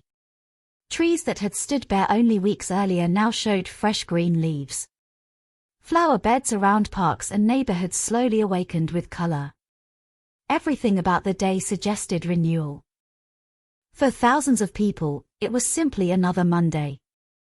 Office workers hurried toward downtown buildings. Delivery trucks rumbled through busy intersections. Students attended classes before looking forward to Easter break. Tourists wandered the city's famous streets, cameras hanging from their shoulders. Children laughed in playgrounds. Life continued without interruption. Somewhere within that ordinary rhythm was 15-year-old Marissa Harvey. She had no reason to believe this day would be different from any other day of her vacation. She was hundreds of miles away from the routines of Queens, New York, surrounded instead by unfamiliar streets and breathtaking scenery. California still felt exciting. Every hill offered another view. Every neighborhood looked different from those she had known back home. Every hour carried the quiet thrill that comes with discovering somewhere new. The plan for the afternoon sounded wonderfully simple. She would spend time near Golden Gate Park, an enormous green space that had become one of San Francisco's most beloved landmarks. The park attracted people from every walk of life. Families spread blankets across open lawns. Couples walked beneath towering eucalyptus trees. Cyclists followed winding paths. Horse riders explored nearby trails. Visitors escaped the city's traffic for a few peaceful hours surrounded by nature. Nothing about the location suggested danger. If anything, it represented the opposite. Golden Gate Park was where people came to relax. To breathe.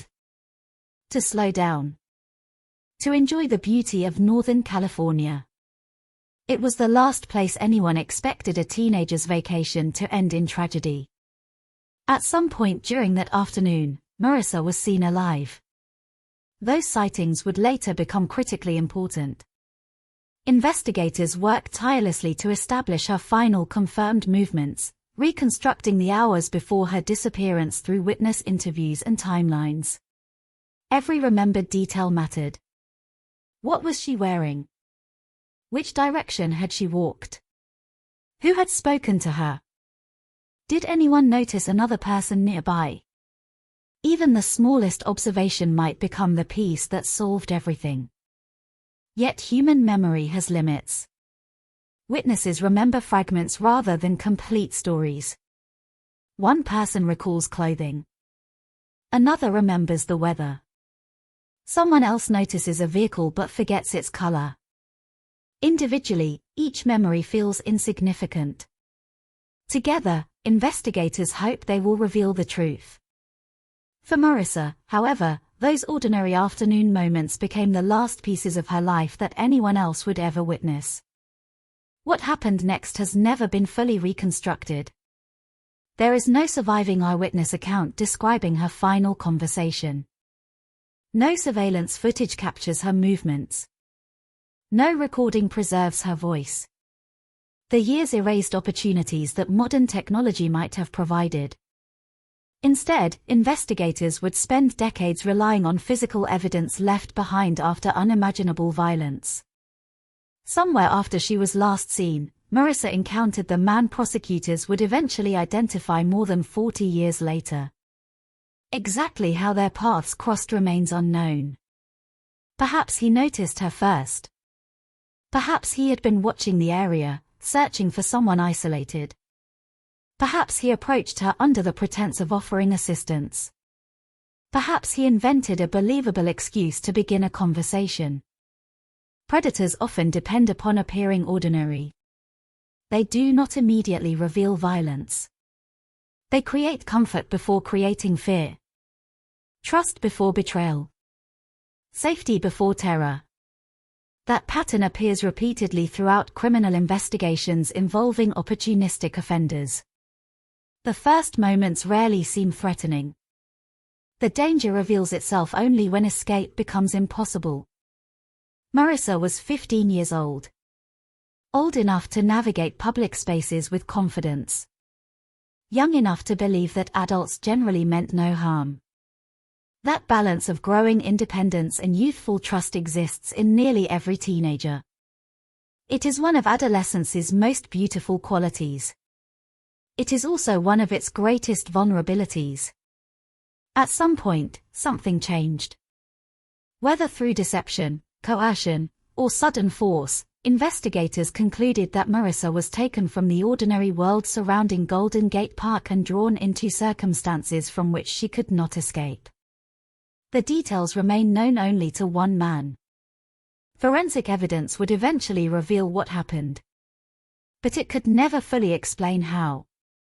Every homicide investigation contains unanswered questions that remain locked forever inside the mind of the offender.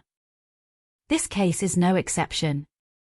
Out of respect for Marissa and her family, it is neither necessary nor appropriate to dwell on graphic descriptions of the assault she endured. The evidence established that she was sexually assaulted. It established that she fought for her life. It established that the attack ended with manual strangulation. Those facts alone communicate the brutality of the crime without diminishing the dignity of the victim. Strangulation is an intensely personal act of violence. Unlike weapons that create distance between offender and victim, strangulation requires direct physical control. It demands sustained force, time, intent. The offender remains face-to-face with another human being while making the conscious decision not to stop. Behavioral analysts often view such crimes as reflecting a profound desire for domination rather than impulsive violence alone. Every passing second presents another opportunity to release pressure. To walk away. To choose differently. Instead, the offender continues. That decision speaks volumes. For investigators decades later, the nature of Marissa's injuries suggested that this was not an accident. Not an encounter that spiraled unexpectedly out of control. It reflected deliberate violence carried through to its tragic conclusion. Somewhere during those final moments, Marissa's future disappeared. The dreams she had carried from New York.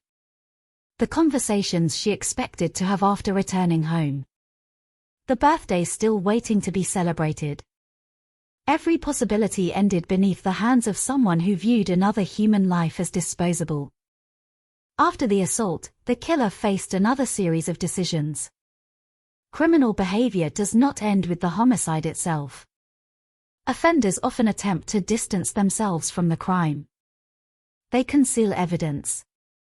Move bodies. Destroy clothing. Create confusion. Investigators believed Marissa's body was left beneath dense vegetation near Sutro Heights Park, an area overlooking the Pacific Ocean where passing visitors were less likely to notice someone hidden among shrubs and uneven terrain. It was an attempt to delay discovery. Perhaps the offender hoped the body would remain undiscovered for days. Perhaps longer. Time benefits offenders. Every passing hour weakens witness memories. Weather alters physical evidence. Animals disturb scenes. Rain washes away traces. Sunlight changes everything. Yet no criminal controls every variable. Chance remains one of the most powerful forces in any investigation. Once the killer walked away, the crime scene no longer belonged to him. It belonged to time, to nature, and eventually, to investigators. As daylight faded across San Francisco that evening, ordinary life continued only a few miles away. Couples watched the sunset over Ocean Beach. Children finished homework. Families gathered for dinner.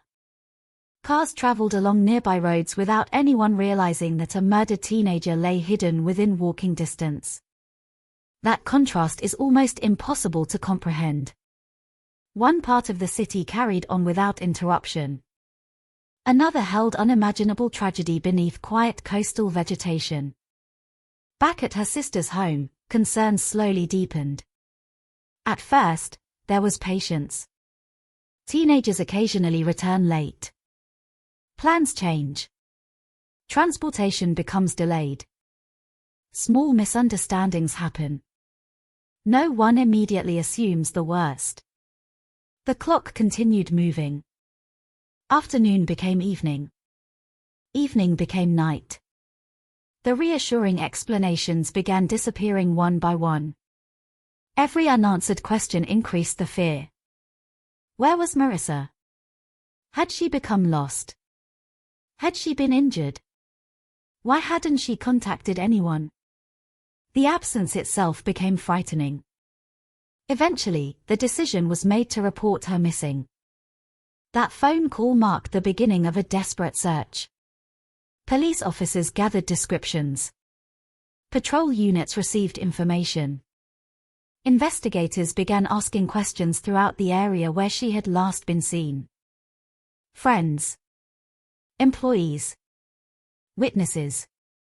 Anyone who might have noticed something unusual. Yet the search unfolded against a devastating reality that no one yet understood.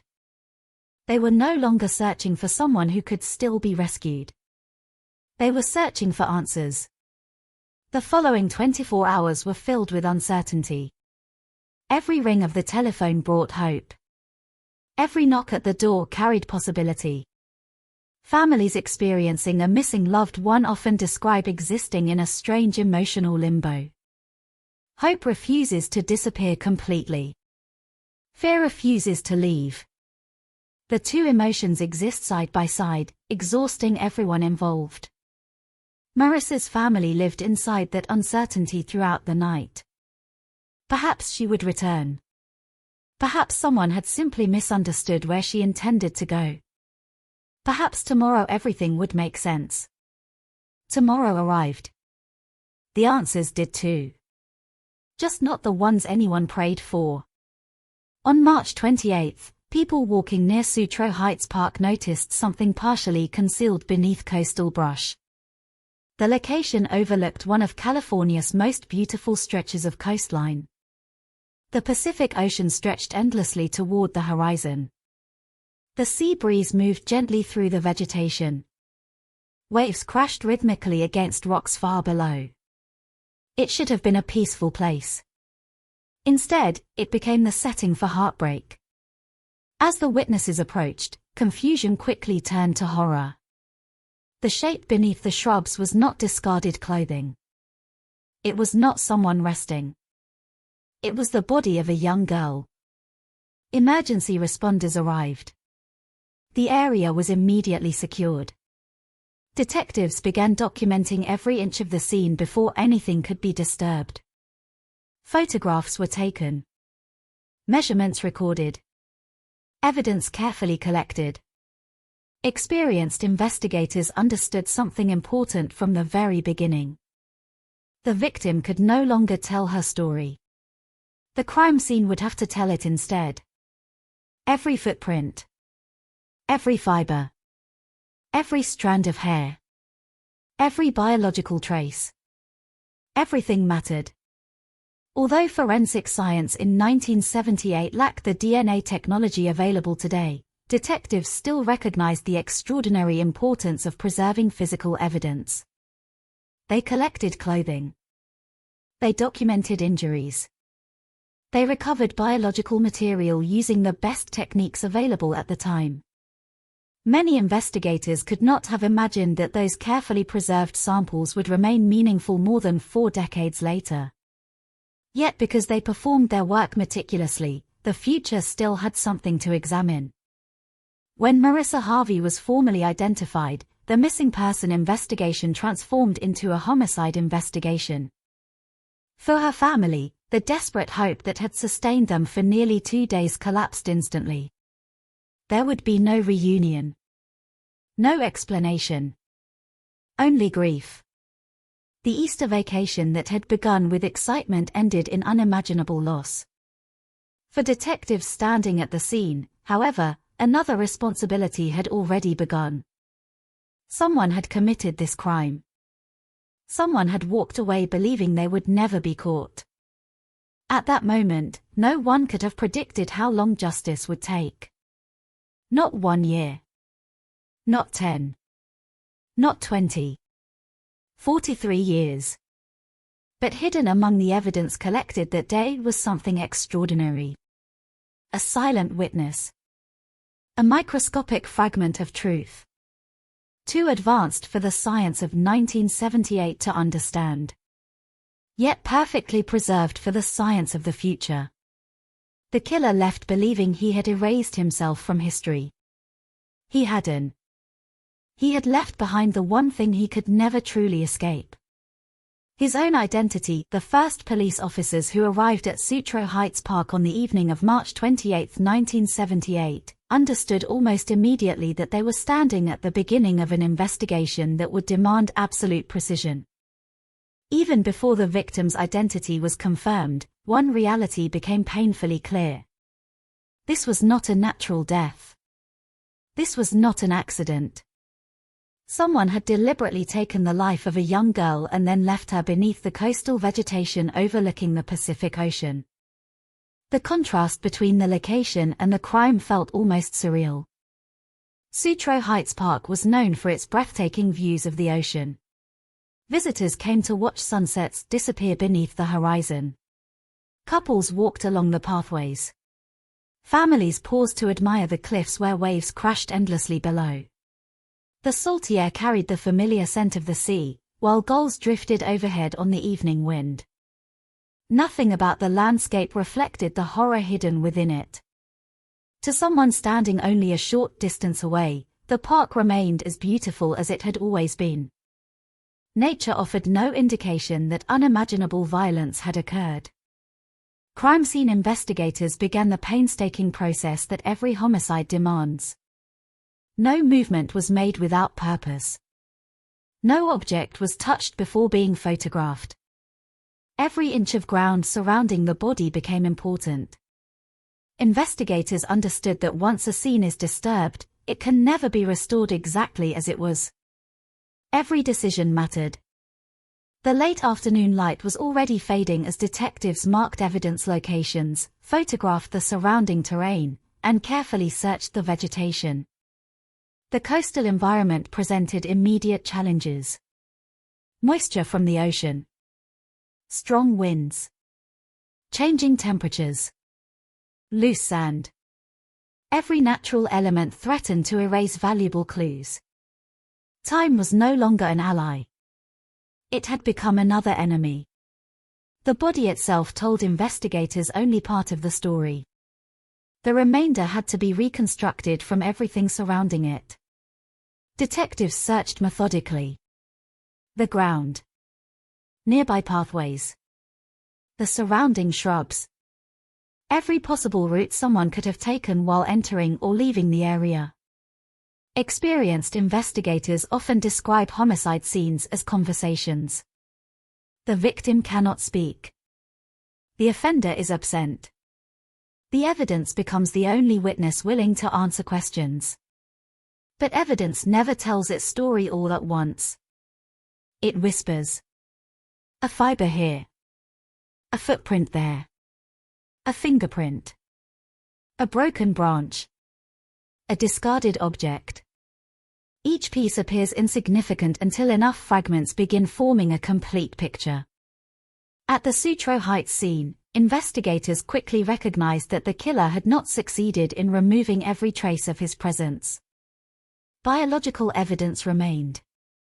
At the time, however, no one fully understood how extraordinary that discovery would eventually become.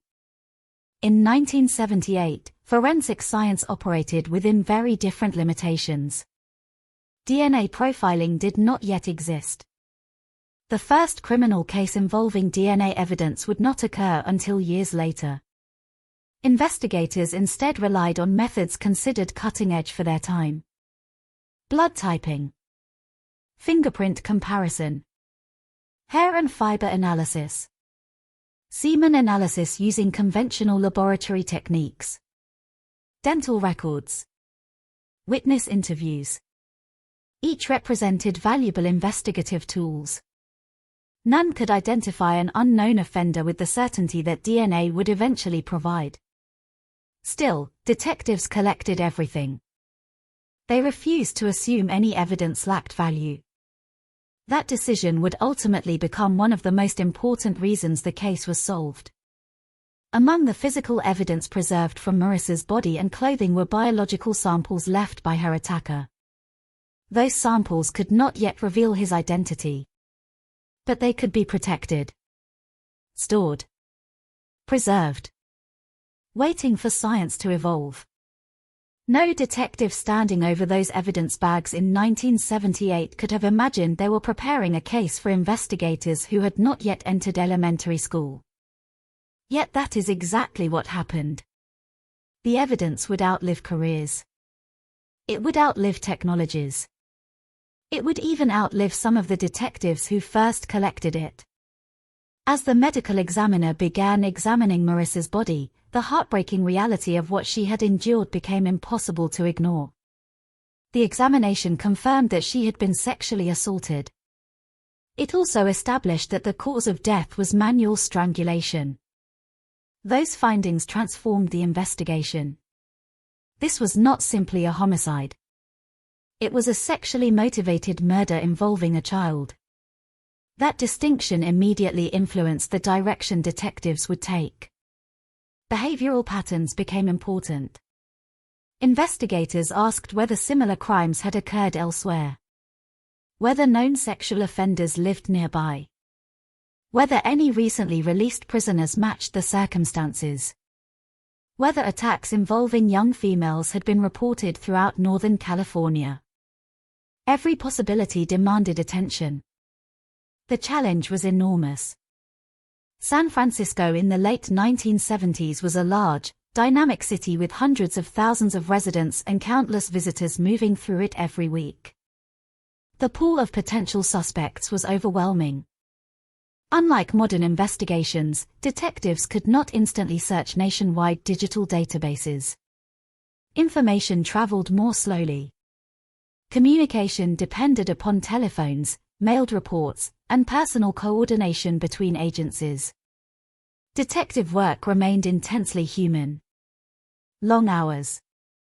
Handwritten notes. Interviews repeated dozens of times. Maps spread across office tables. Investigators marking locations with pins and colored markers. Patience was not optional. It was essential. Meanwhile, word of Marissa's death reached her family. Few moments in life compare to the unbearable task of informing parents that their missing child has been found, but not alive. Police officers train for that responsibility. Nothing truly prepares them. There are no perfect words. No sentence capable of softening the reality. Every notification permanently changes the lives of those receiving it. For the Harvey family, hope ended the moment confirmation arrived. Only one day earlier, they had been waiting for Marissa to return from an afternoon outing. Now they were confronting arrangements no parent should ever have to make. Funeral plans. Identification procedures. Questions from investigators. Media attention. Grief entered their lives with overwhelming force. The trip to California had begun with anticipation. It ended with unimaginable heartbreak. Back at police headquarters, detectives pinned photographs across investigation boards. Marissa's last confirmed movements. Maps of Golden Gate Park. The location where her body had been discovered. Witness statements. Timelines. Every document represented another attempt to reconstruct the hours that remained frustratingly incomplete. Investigators worked under a simple assumption. Someone had seen something. Someone always does. Perhaps a driver noticed a suspicious vehicle. Perhaps another visitor observed a conversation. Perhaps someone remembered seeing a young girl walking with an unfamiliar man. Witnesses became the investigation's greatest hope. Officers interviewed anyone who might have crossed paths with Marissa that day. Horse stable employees. Park visitors. Nearby residents. People working in surrounding businesses. Drivers traveling roads near the coastline. Each conversation added another fragment. Unfortunately, fragments do not always become answers. Some witnesses remembered seeing a teenage girl. Others recalled nothing unusual. Descriptions of unfamiliar men proved too vague to identify anyone. Vehicles blurred together. Times varied from one witness to another. Memory, while powerful, is imperfect. Days became weeks. Weeks became months. Detectives followed every promising lead they could develop. Known offenders were questioned. Alibis were verified. Tips from the public poured into the department. Every telephone call carried the possibility of a breakthrough. Every promising lead eventually reached the same disappointing conclusion. Not enough evidence. Wrong suspect. Dead end. The investigation expanded beyond San Francisco. Could the killer have been traveling? Had similar crimes occurred elsewhere? Law enforcement agencies exchanged information. Investigators compared reports. Behavioral similarities were examined carefully. Nothing produced the definitive answer they desperately needed. The biological evidence remained both incredibly valuable and deeply frustrating. Detectives knew the offender had left something behind. They simply lacked the scientific tools necessary to determine exactly whose it was. It was like possessing the final page of a mystery novel written in a language no one could yet translate. The answer existed. It remained inaccessible. Years passed. The investigation never officially stopped. But its intensity naturally changed. New murders occurred. Fresh cases demanded immediate attention. Detectives retired. Younger investigators inherited the Harvey file. Each generation reviewed the evidence with renewed determination. Each eventually encountered the same obstacle. No identifiable suspect. As forensic science advanced during the 1980s and 1990s, hope quietly returned. DNA technology revolutionized criminal investigations across the world. Cases once considered impossible suddenly became solvable. Old evidence gained extraordinary new value. The Harvey investigation was among those revisited. Scientists carefully re-examined the preserved biological material collected in 1978. Despite the passage of decades, remarkably usable samples still existed. Laboratory experts successfully developed a male DNA profile from evidence recovered on Marissa's clothing, her jeans, and even from a piece of chewing gum associated with the crime scene. It was an extraordinary achievement. For the first time, investigators possessed something unique to the offender himself. Not a witness description. Not speculation. His genetic signature. Optimism surged. Surely this would solve everything. Detectives entered the profile into criminal DNA databases, expecting technology to identify the offender quickly. The results arrived. No match. The unknown profile belonged to someone whose DNA had never been entered into the system. The breakthrough investigators had anticipated became another painful disappointment. The science had advanced. The killer remained invisible. Once again, the Harvey investigation settled into silence. Evidence returned to secure storage. The DNA profile remained preserved inside computerized databases, quietly waiting. Waiting for someone else to commit a crime. Waiting for an arrest. Waiting for a future technology no one had yet imagined. The years continued passing. The world transformed around the investigation. Computers replaced filing cabinets. Digital records replaced handwritten reports. The detectives who first responded to Sutro Heights Park grew older. Some retired. Some passed away. Yet Marissa's case refused to disappear completely. Cold case investigators often describe certain files as feeling unfinished. Not because they lack evidence. Because they still seem to be speaking. The Harvey case possessed that quality. The evidence had survived.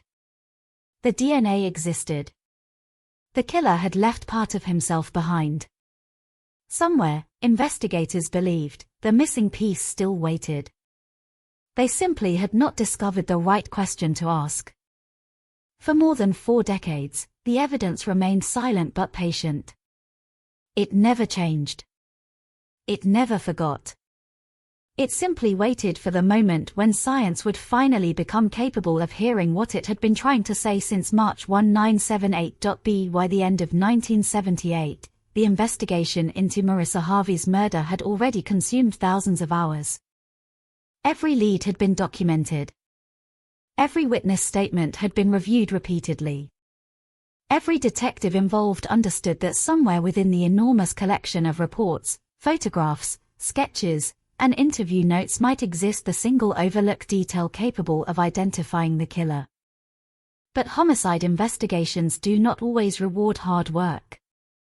Sometimes they reward patience. Sometimes they reward luck. And sometimes, despite extraordinary effort, they reward nothing at all. The Harvey case slowly became the kind of investigation every detective dreads. Not because there was too little evidence. Because there were too few answers. The evidence clearly established that a violent crime had occurred. The medical examiner had determined how Marissa died. Investigators had preserved biological material from the offender. Witnesses had helped construct portions of her final movements. Yet none of those pieces pointed decisively toward one individual. It was as though detectives stood before a completed jigsaw puzzle with the most important piece missing from its center. The image could almost be understood. Almost. That single missing piece would remain hidden for more than 4 decades.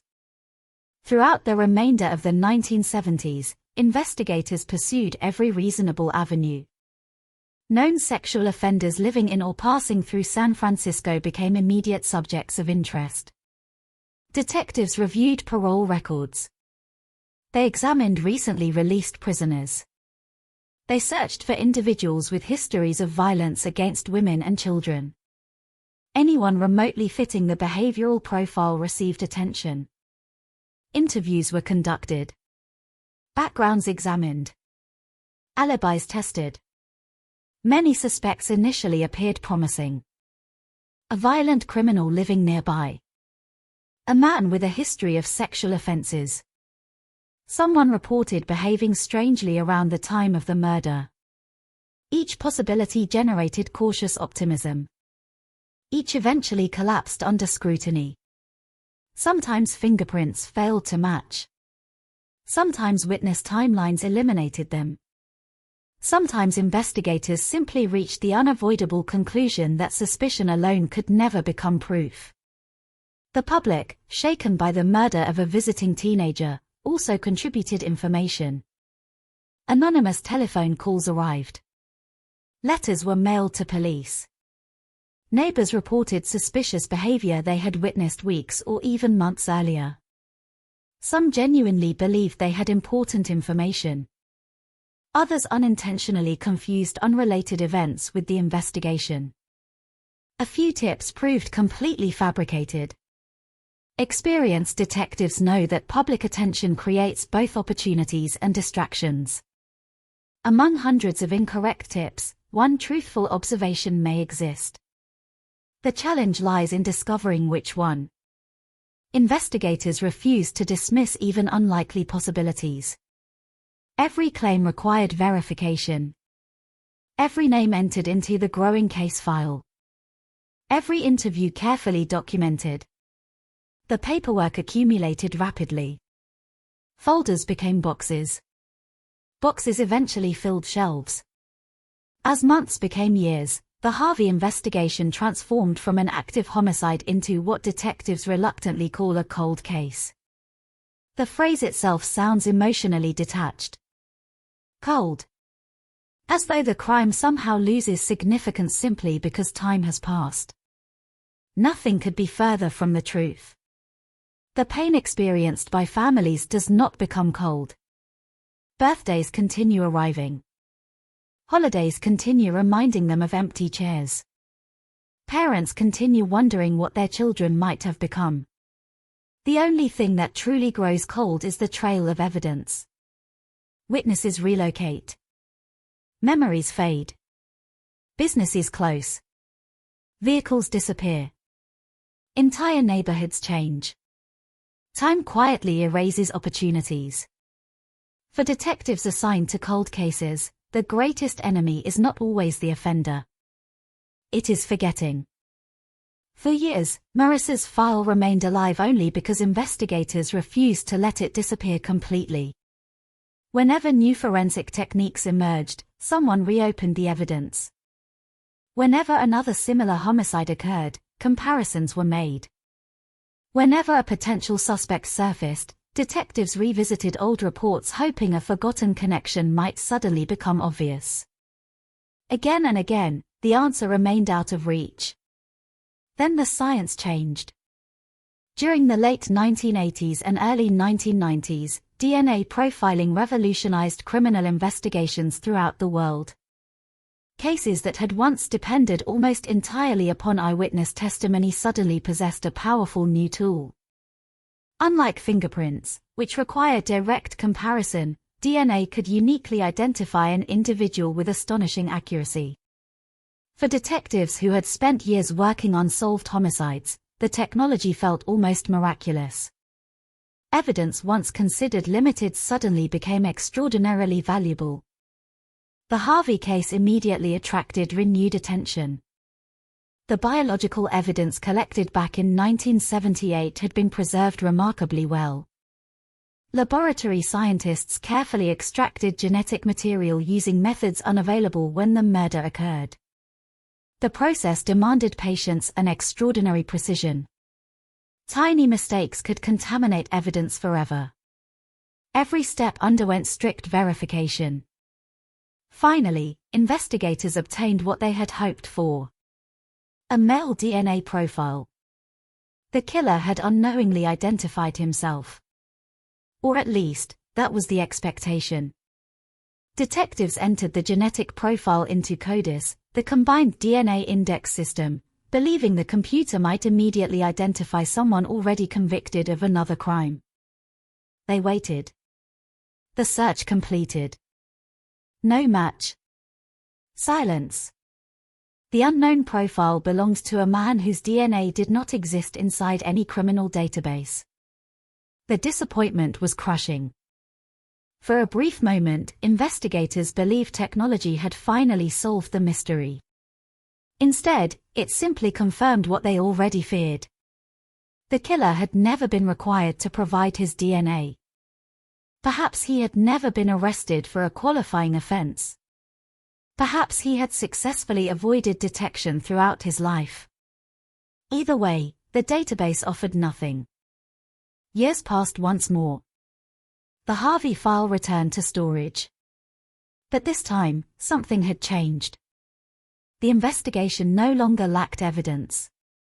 It lacked identification. That distinction mattered enormously. Detectives now possessed the offender's genetic fingerprint. They simply did not know whose it was. During the early 2000s, additional scientific improvements allowed laboratories to re-examine preserved evidence with even greater sensitivity. Investigators successfully confirmed DNA recovered from Marissa's clothing, her jeans, and a piece of chewing gum associated with the crime scene. Multiple items consistently pointed toward the same unknown male.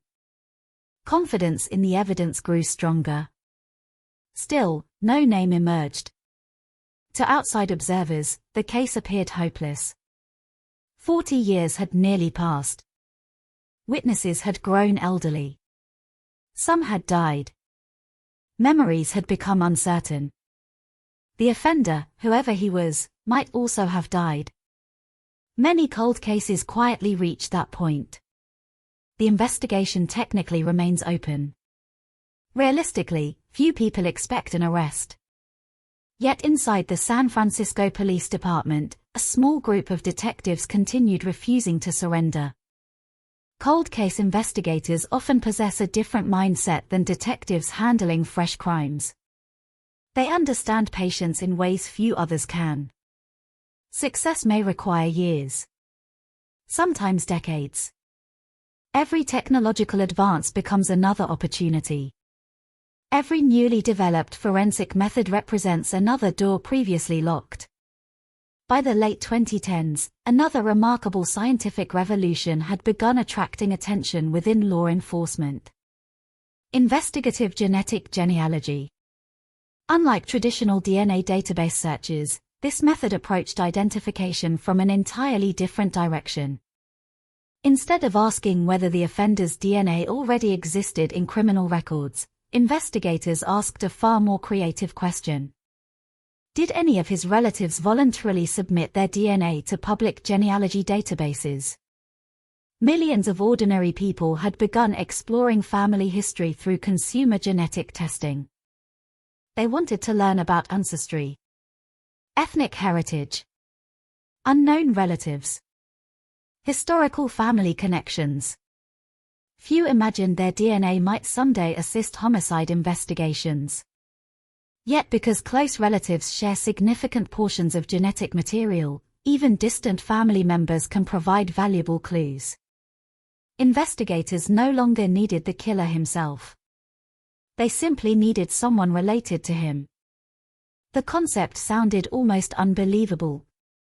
Instead of searching for one individual, detectives could begin building family trees.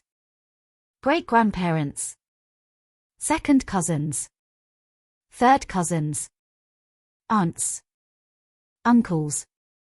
Generations connected through shared DNA. Then, by combining traditional detective work with genealogy research, they could gradually eliminate branches until only one realistic suspect remained. It was painstaking. It demanded extraordinary attention to detail. But it had already solved several notorious cold cases elsewhere in the United States. The Harvey investigation suddenly possessed something it had never truly enjoyed before. Hope. Not false optimism. Not wishful thinking. Scientific possibility. The evidence preserved in 1978 had waited patiently for 40 years. Perhaps it had been waiting for this very moment. Cold case detectives reopened every box. Photographs were rescanned. Laboratory reports reviewed. Evidence inventories verified. The DNA profile remained exactly as it had been years earlier. The difference was no longer the evidence. The difference was the question investigators had finally learned to ask. Who was related to the man who left this DNA behind? Answering that question would require months of meticulous genealogical research. Thousands of historical records. Birth certificates. Marriage licenses. Census documents. Military records. Obituaries. Family photographs. Every branch carefully traced. Every possibility examined. The investigation had quietly transformed from a hunt for a criminal into a search through generations of American families. Somewhere inside those enormous family trees existed one man who had crossed paths with Marissa Harvey in March of 1978. He almost certainly believed he had escaped forever. He had lived through 4 decades of changing history. He had watched new presidents take office, witnessed the rise of computers, seen the internet reshape society, celebrated birthdays, attended family gatherings, built an ordinary life. Perhaps he occasionally remembered that afternoon. Perhaps he convinced himself no one would ever know. After all, 43 years had passed. Cases that old almost never end with handcuffs. At least, that is what most people believe. He could not have imagined that the greatest threat to his freedom would not come from a forgotten witness, or a confession, or a mistake. It would come from biology itself. From the family connections written into his DNA long before he was born. And once investigators started following those invisible genetic threads, the distance between a forgotten cold case and an arrest would become shorter than anyone had dared to hope. For more than 4 decades, the murder of Marissa Harvey existed in 2 different eras at once. The crime itself belonged to 1978. The solution belonged to the future. Everything investigators needed had been sitting quietly inside an evidence vault for decades. The biological evidence collected at the crime scene had never changed. The DNA profile remained exactly the same as it had been when scientists first developed it years earlier. The only thing that changed was humanity's ability to understand it. By 2020, cold case detectives with the San Francisco Police Department had watched investigative genetic genealogy transform cases that once seemed impossible. The method had already helped identify offenders who had successfully escaped justice for decades. Unlike traditional DNA searches, this approach did not depend on finding the suspect inside a criminal database. Instead, it relied on something much larger. Family. Every person inherits DNA from generations that came before them. Parents pass half of their genetic material to their children. Grandparents leave smaller pieces. Great-grandparents leave even less. The farther back the family tree stretches, the smaller those shared fragments become. Yet they never disappear completely. They remain hidden inside every human being, quietly connecting cousins who have never met, relatives separated by geography, and families that lost contact generations earlier. Millions of Americans had voluntarily submitted their DNA to genealogy services hoping to answer ordinary questions. Where did my ancestors come from? Do I have distant relatives overseas? Can I discover unknown branches of my family tree? Few imagined those same databases would someday become powerful investigative tools. Detectives working the Harvey case knew they were about to begin one of the most meticulous searches of their careers. The DNA recovered from Marissa's clothing was uploaded into databases that permitted law enforcement use under strict legal guidelines. The computer did not produce a suspect's name. Instead, it produced something much more complicated. A list of distant genetic relatives. None of those people were accused of murder. Most had likely never heard of Marissa Harvey. Their only connection to the investigation was biology. Some shared a tiny percentage of DNA with the unknown killer. That was enough. From that point forward, science handed the investigation back to traditional detective work. Genealogists and investigators worked side by side. Family trees began expanding across computer screens. Birth records, marriage certificates, death certificates, military records, obituaries, newspaper announcements. Every historical document became another branch connecting generations. The process resembled assembling an enormous puzzle without knowing what the finished picture looked like. One family line expanded into another. Second cousins led to third cousins. Branches divided repeatedly. Some family names disappeared through marriage. Others continued across multiple states. Every new discovery narrowed the possibilities. The work demanded extraordinary patience. Unlike television dramas, no dramatic computer program suddenly highlighted the killer's face. The investigation advanced one record at a time. One birth certificate. One census entry. One marriage license. Hours became days. Days became weeks. Weeks became months. Detectives slowly eliminated entire branches of family trees until only a handful of realistic possibilities remained. Eventually, one name began appearing with increasing consistency. Mark Stanley Personette. By then, he was living in Conifer, Colorado. More than 40 years had passed since Marissa's murder. The frightened young man investigators believed had committed the crime had become an older adult. Time had changed his appearance. His hair. His face. His life. But time could not change his DNA. Investigators immediately understood an important legal reality. Genealogy alone could not support a murder charge. It pointed investigators toward a suspect. It did not prove guilt. A direct DNA comparison remained essential. That meant detectives needed a fresh biological sample from Personette himself. Without alerting him. Without violating the law. Without allowing him an opportunity to destroy evidence or flee. The investigation quietly entered one of its most delicate stages. Detectives began discreet surveillance. They observed routines. Tracked movements. Watched from a distance. The man they believed had escaped justice for 43 years had no reason to suspect strangers were suddenly paying attention to him. From his perspective, life appeared ordinary.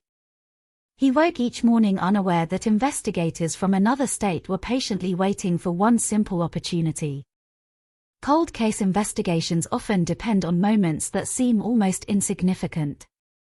A coffee cup thrown into a trash can. A tissue discarded after a sneeze. A cigarette butt dropped into public garbage. A drinking straw. A napkin. Objects most people never think about become invaluable sources of DNA. Eventually, detectives obtained biological material discarded by Personette. The item itself was unremarkable. Its importance was extraordinary. The sample was sent for laboratory testing. Experienced investigators understand that waiting for forensic results can feel endless. Years of work often depend upon a single laboratory comparison. If the DNA failed to match, decades of investigation might return to the beginning. If it matched, everything changed. Scientists compared the newly obtained sample against the biological evidence preserved since March 1978. The analysis required absolute precision. Every quality control procedure was followed. Every comparison independently verified. There was too much at stake for mistakes. The results arrived. The DNA matched. After 43 years, the unknown genetic profile recovered from Marissa Harvey's murder scene finally belonged to a name. Mark Stanley Personette.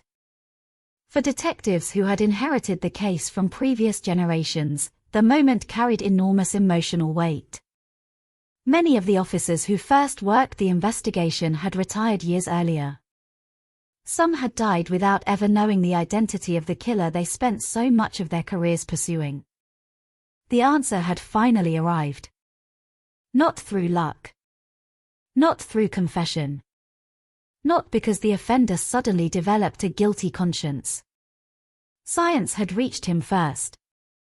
Investigators immediately shifted toward confirming every remaining aspect of the case. Could Personette be placed in California during March 1978?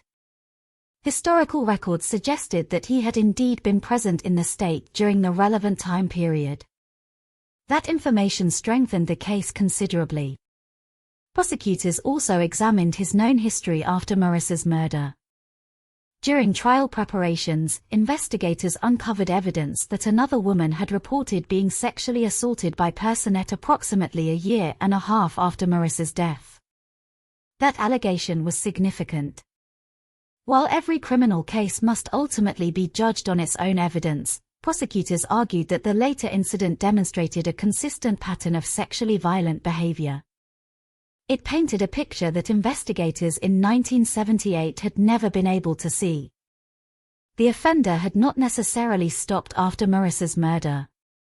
He had continued living among unsuspecting communities. For the Harvey family, the telephone call they received in late 2021 must have felt almost impossible to believe. 43 years. Most families gradually accept that an unsolved murder may remain unsolved forever. Hope becomes quieter. Birthdays pass. Anniversaries arrive. Parents grow older. Siblings build families of their own. Life continues, even while grief never truly disappears. Then, one day, everything changes. Police have identified a suspect. Imagine hearing those words after more than 4 decades. Imagine realizing that the person responsible had been alive all those years. Working. Traveling. Celebrating holidays. Growing old. While one family measured time by birthdays that never came, another person quietly enjoyed the privilege of an ordinary life. Justice delayed carries its own unique emotional complexity. There is relief. There is vindication. There is gratitude. But there is also profound sadness. An arrest cannot return a daughter. It cannot restore the years stolen from a family. It cannot erase decades of unanswered questions. It simply acknowledges the truth that should have been recognized long ago. On December 16, 2021, investigators moved to end those 43 years of uncertainty. Mark Stanley Personette was arrested in Colorado. The arrest itself unfolded without dramatic confrontation. No lengthy chase. No violent standoff. Just officers taking an older man into custody. To anyone passing nearby, it might have looked like an ordinary arrest. Only those directly involved understood its extraordinary significance. 43 years earlier, detectives had stood over the body of a murdered 15-year-old girl with no idea who had committed the crime. Now they finally knew. Personette was later extradited to San Francisco, where he formally faced a charge of first-degree murder. The investigation that had begun before DNA technology even existed had finally reached a courtroom. Yet detectives understood something important. Making an arrest is only one part of justice. Evidence must withstand scrutiny. Prosecutors must convince 12 jurors beyond a reasonable doubt. Every scientific conclusion would be challenged. Every investigative decision examined. The decades between crime and arrest would inevitably become part of the defense's strategy. The trial promised to become another battle. But unlike investigators in 1978, prosecutors now possessed something they had never had before. They did not merely suspect who killed Marissa Harvey. They could finally prove who had left himself behind at the scene. The invisible witness preserved for more than 4 decades had spoken at last. And its testimony would soon be heard inside a courtroom, when Mark Stanley Personette was brought back to San Francisco in early 2022. The city he returned to was almost unrecognizable from the one he had known in 1978. The skyline had changed. Neighborhoods had evolved. Technology had transformed nearly every aspect of daily life. The detectives investigating the case were no longer the same men and women who had first responded to Sutro Heights Park. Many of them had long since retired. Some had passed away. Even the courthouse itself represented a different generation of justice. Yet one thing remained unchanged. The name Marissa Harvey. For 43 years, it had remained inside police files, evidence lockers, laboratory reports, and the memories of those who refused to let the investigation disappear. Now, at last, it was returning to a courtroom. On January 27, 2022, Personet appeared before the court after being extradited from Colorado to California. He faced a charge of first-degree murder in connection with the death of 15-year-old Marissa Harvey. The courtroom was quiet. Cases involving decades-old crimes often carry a different emotional atmosphere than ordinary criminal proceedings. There is less shock. More reflection. Everyone present understands they are witnessing the conclusion of a story that began generations earlier.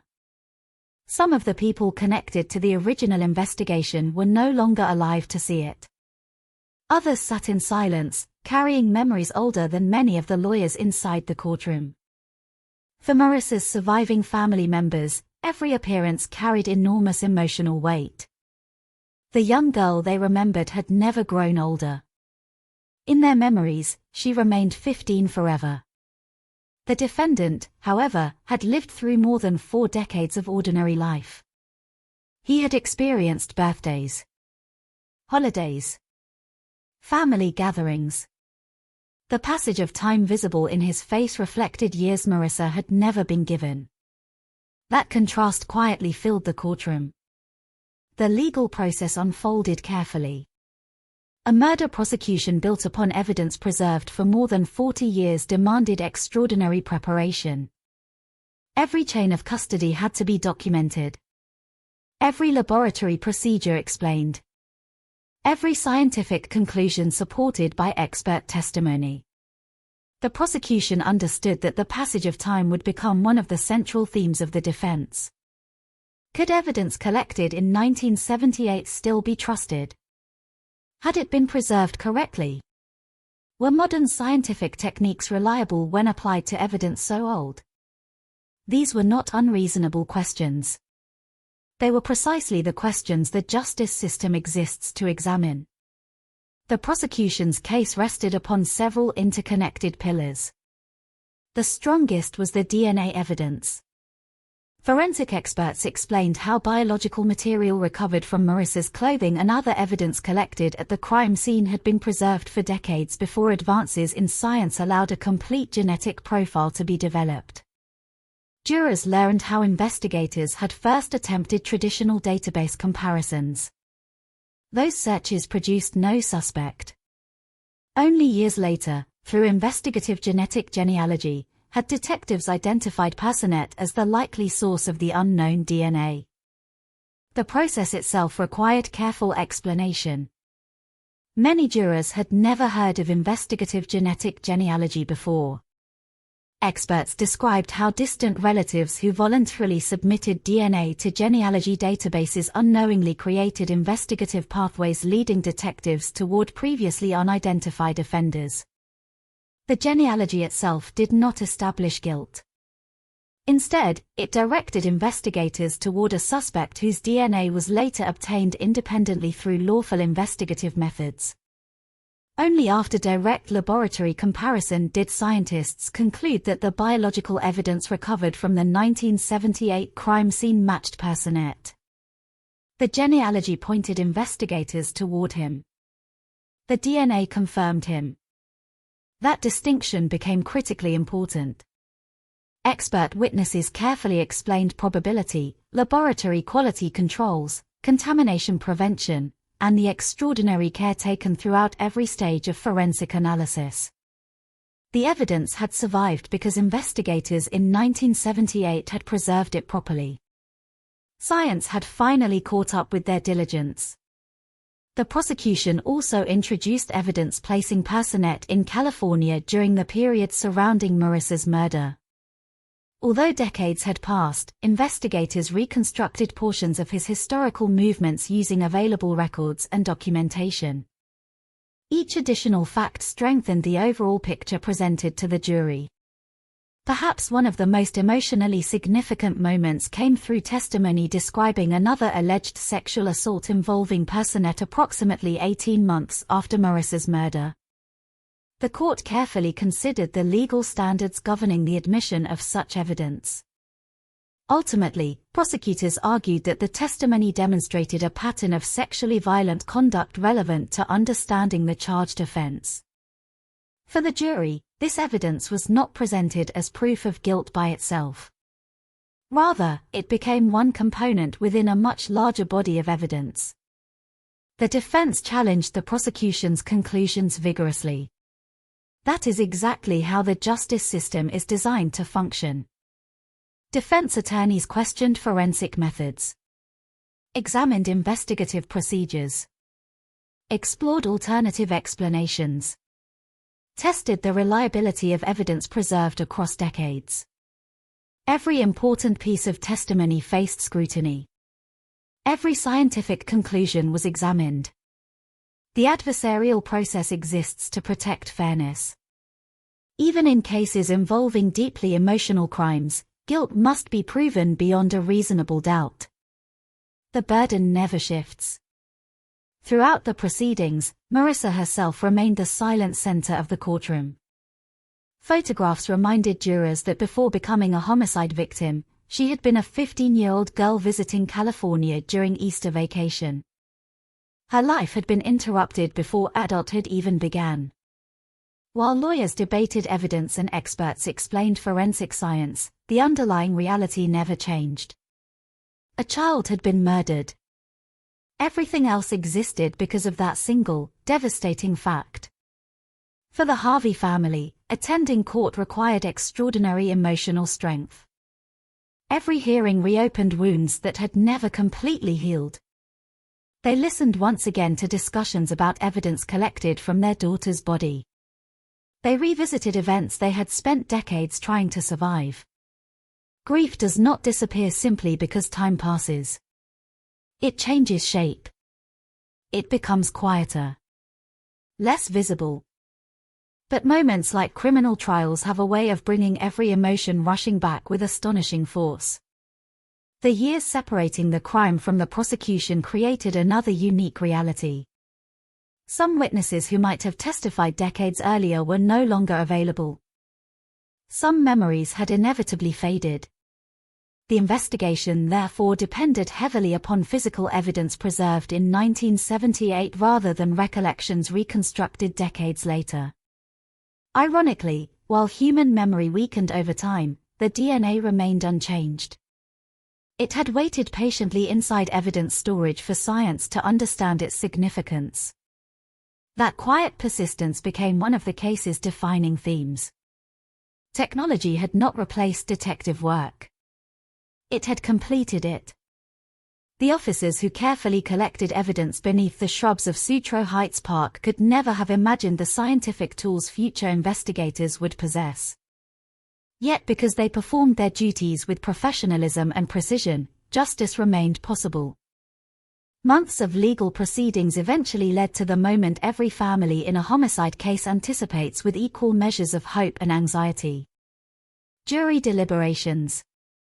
Once closing arguments conclude, control leaves the hands of investigators, prosecutors, defense attorneys, and expert witnesses. The evidence belongs entirely to 12 citizens. They review testimony, discuss facts, examine exhibits, debate reasonable doubt. The process occurs privately, protected from outside influence. No one inside the courtroom can predict how long deliberations will last. Hours. Days. Occasionally longer.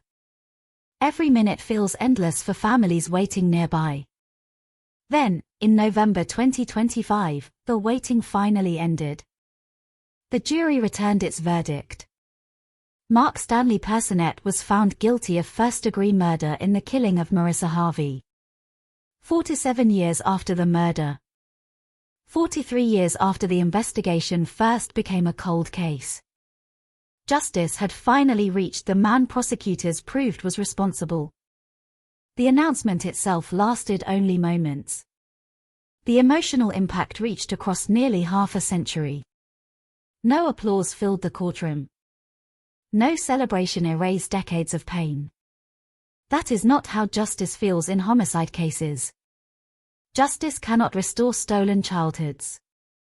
It cannot give parents another conversation with their daughter. It cannot replace birthdays missed, holidays spent grieving, or photographs that never had the chance to be taken. Its purpose is more modest. It acknowledges truth. It recognizes responsibility. It tells victims' families that society has not forgotten. For investigators, the verdict represented something equally significant. It affirmed the extraordinary value of preserving evidence, even when solving a case appears impossible. The detectives who responded in 1978 had refused to compromise. The laboratory scientists who later developed DNA profiles had refused to surrender. The cold case investigators who embraced investigative genetic genealogy had refused to accept defeat. Each generation inherited the work of the previous one. Each contributed another piece. Together, across nearly 5 decades, they completed an investigation no single detective could have finished alone. Marissa Harvey never had the opportunity to grow older. But her case did. It evolved alongside forensic science itself. From handwritten reports to DNA profiling to investigative genetic genealogy. Her investigation became a remarkable example of how justice can survive the passage of time. The verdict closed one chapter. It did not end the story. Because beyond the courtroom remained deeper questions. Questions about grief, memory, hope, and what it truly means for a family to wait nearly half a century before finally hearing the word guilty.